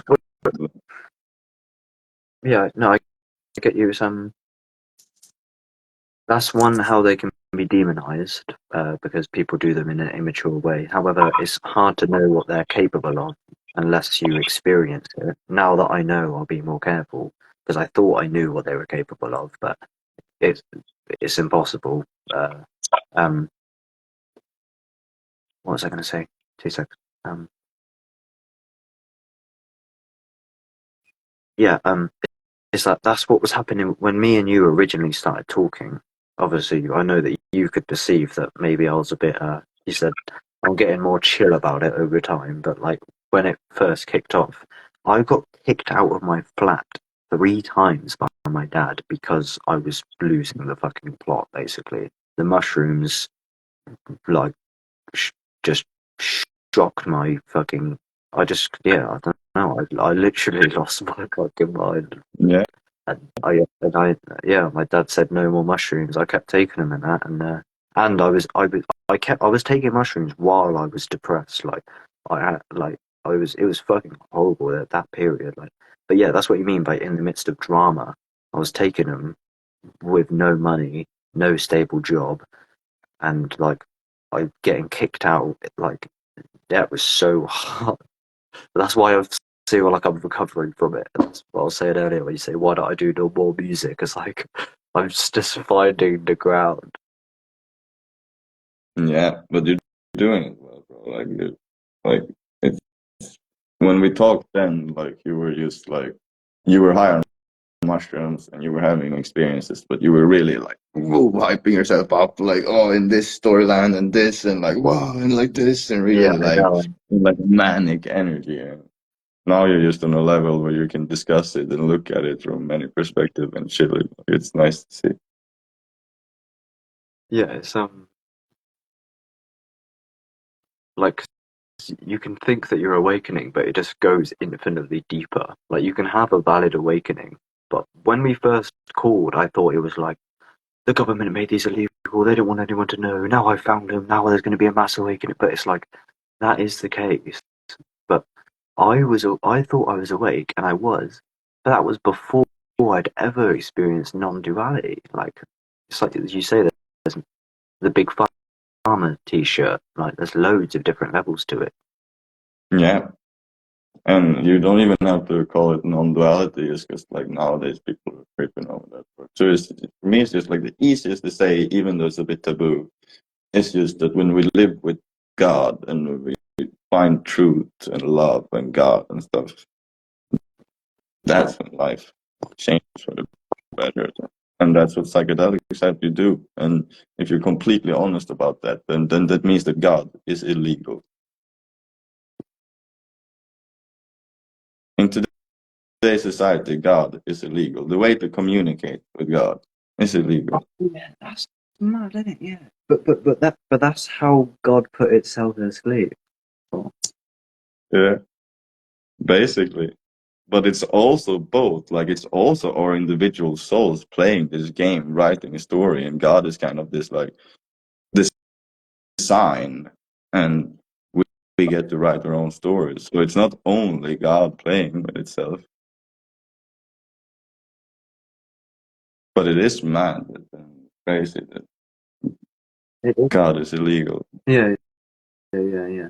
I know. Yeah, it's like that's what Leo Gura said something recently that stuck with me. It's like something along the lines of like, do you understand what it takes to put God asleep in terms of things like where like I would perpetually eat like poor quality food and then like live in fear about that. Like that's actually a mechanism to keep God asleep. Like kind of. Yeah, yeah, There's for loads sure. of Yeah, there's. like But it's also like I think it's such a chain event now. Like if you look at like just consciousness in general on the planet, it's almost impossible to not see that it's on a rise, even if society is progressively getting worse and more sick. Like, that's what I noticed with people around me a lot as well. but it's just Like because society is starting to look more like a joke in everything. Like the same problem here, don't go outside, take this vaccine, and nothing is fixing it. But there's always another thing, like another war and a thing like. And of course, this has been going on for a long time. But I personally think the corona was like one of the biggest wake-up calls for humanity. In like, it turned normal government trusting people to be like, what the fuck? Do you need 6 needles and this many boosters and people dying? And like, don't go outside. Like, why should I not go outside in nature? Like, what? yeah. I know, yeah. Yeah, I know. You are right, I agree. And even if it's calming down, it now is kind of, that was the thing. And now we're kind of living in the ripples after that. It's like, Yeah, I see just more normal people becoming conscious of everything. yeah, that's what like say like with my mum and that like I used to play traumatic like in the car with her and she'd tell me like but like now after corona and that even like it's like everyone at least recognizes that the government is full of shit. Like, it's not a conspiracy. But in general, like, as well, like, in terms of the divineness, like, I feel like, I don't know, like, I feel like, how can you deny, like, the kind of the divine, like, soulful nature of being? I don't know. People do, like, people still believe in materialism, but I just mean, like, I feel like, Did too. Like I was a hardcore atheist because that was the paradigm I was raised. And for me, it was like I was raised in like a family where it's like intelligence is key, and like being having a strong willpower and going for your goals. And we don't believe in religion. Stupid people go to church and listen to what the priest says and give money to the church. Like yeah, we take care of our family. We focus on our goals. Like we don't like we don't have any God in that way that we praise in that way. Like that in my family, that was for stupid people. Not fully my mom, but the general attitude of my family when I was all atheist, and that was how I was raised. yeah. So for it's like I totally understand the perspective, but as soon as you start looking out of it, it starts to become really obvious. Yeah, it is obvious. It's that's the main thing. It's like when you wake up, it's like, how did I ever not see it? Like that's how it feels. It's like the feeling of like first time I took acid and stuff like that, and I'm like, whoa, nature. And I'm like on a walk, and I'm like the leaves, the flowers, the sun in spring. Like what the fuck, the river flowing. Like holy fucking shit, everything's breathing. It's magical. It's synchronized. Like now I can just feel like that, taking a morning walk with the dog outside, looking at everything, like seeing that Yeah, that's actually this. Like I see that. I'm gonna go in a second, I think, because one, I'm scared. I don't know how I'm being on me for fucking 3 hours. I don't know how long Instagram is supposed to stop like that. And two, I need a fucking piss. Um, but yeah, I know what you're saying about how everything looks kind of psychedelic, like with fresh eyes. In terms of, I feel like when I'm talking about my recent kind of spiritual shift is like what it was is like me and my mum tend to like talk and like semi like argue or debate sometimes because we work together at the minute, so we're always driving together. And in some way, like she told me to like come off the conspiracy stuff, and it's kind of how Alan Watts says, like, come off it. And like I did in a way, and then like everything just like opened up, kind of, obviously, like if you just open your eyes. But I mean, like, learning to come off it, I've heard that for a long time, but I didn't know how to do it. So like when you say you take the psychedelic and the whole world's open and everything's breathing, and that's like you're familiar with uh the come off it thing, aren't you? Like with the kind of the drop the narrative type thing, yeah, where you stop basking in the story, you just like fall back on to God and you just go with it. And like when it literally happened, like it was like an experience. Like I was just sober in the car, and like everything like kind of lit up as I become present. And ever since then, it's kind of been with me, and it's been like multiple weeks.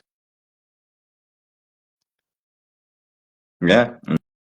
Keep focusing on that, and wherever you water the garden, you will see it grow.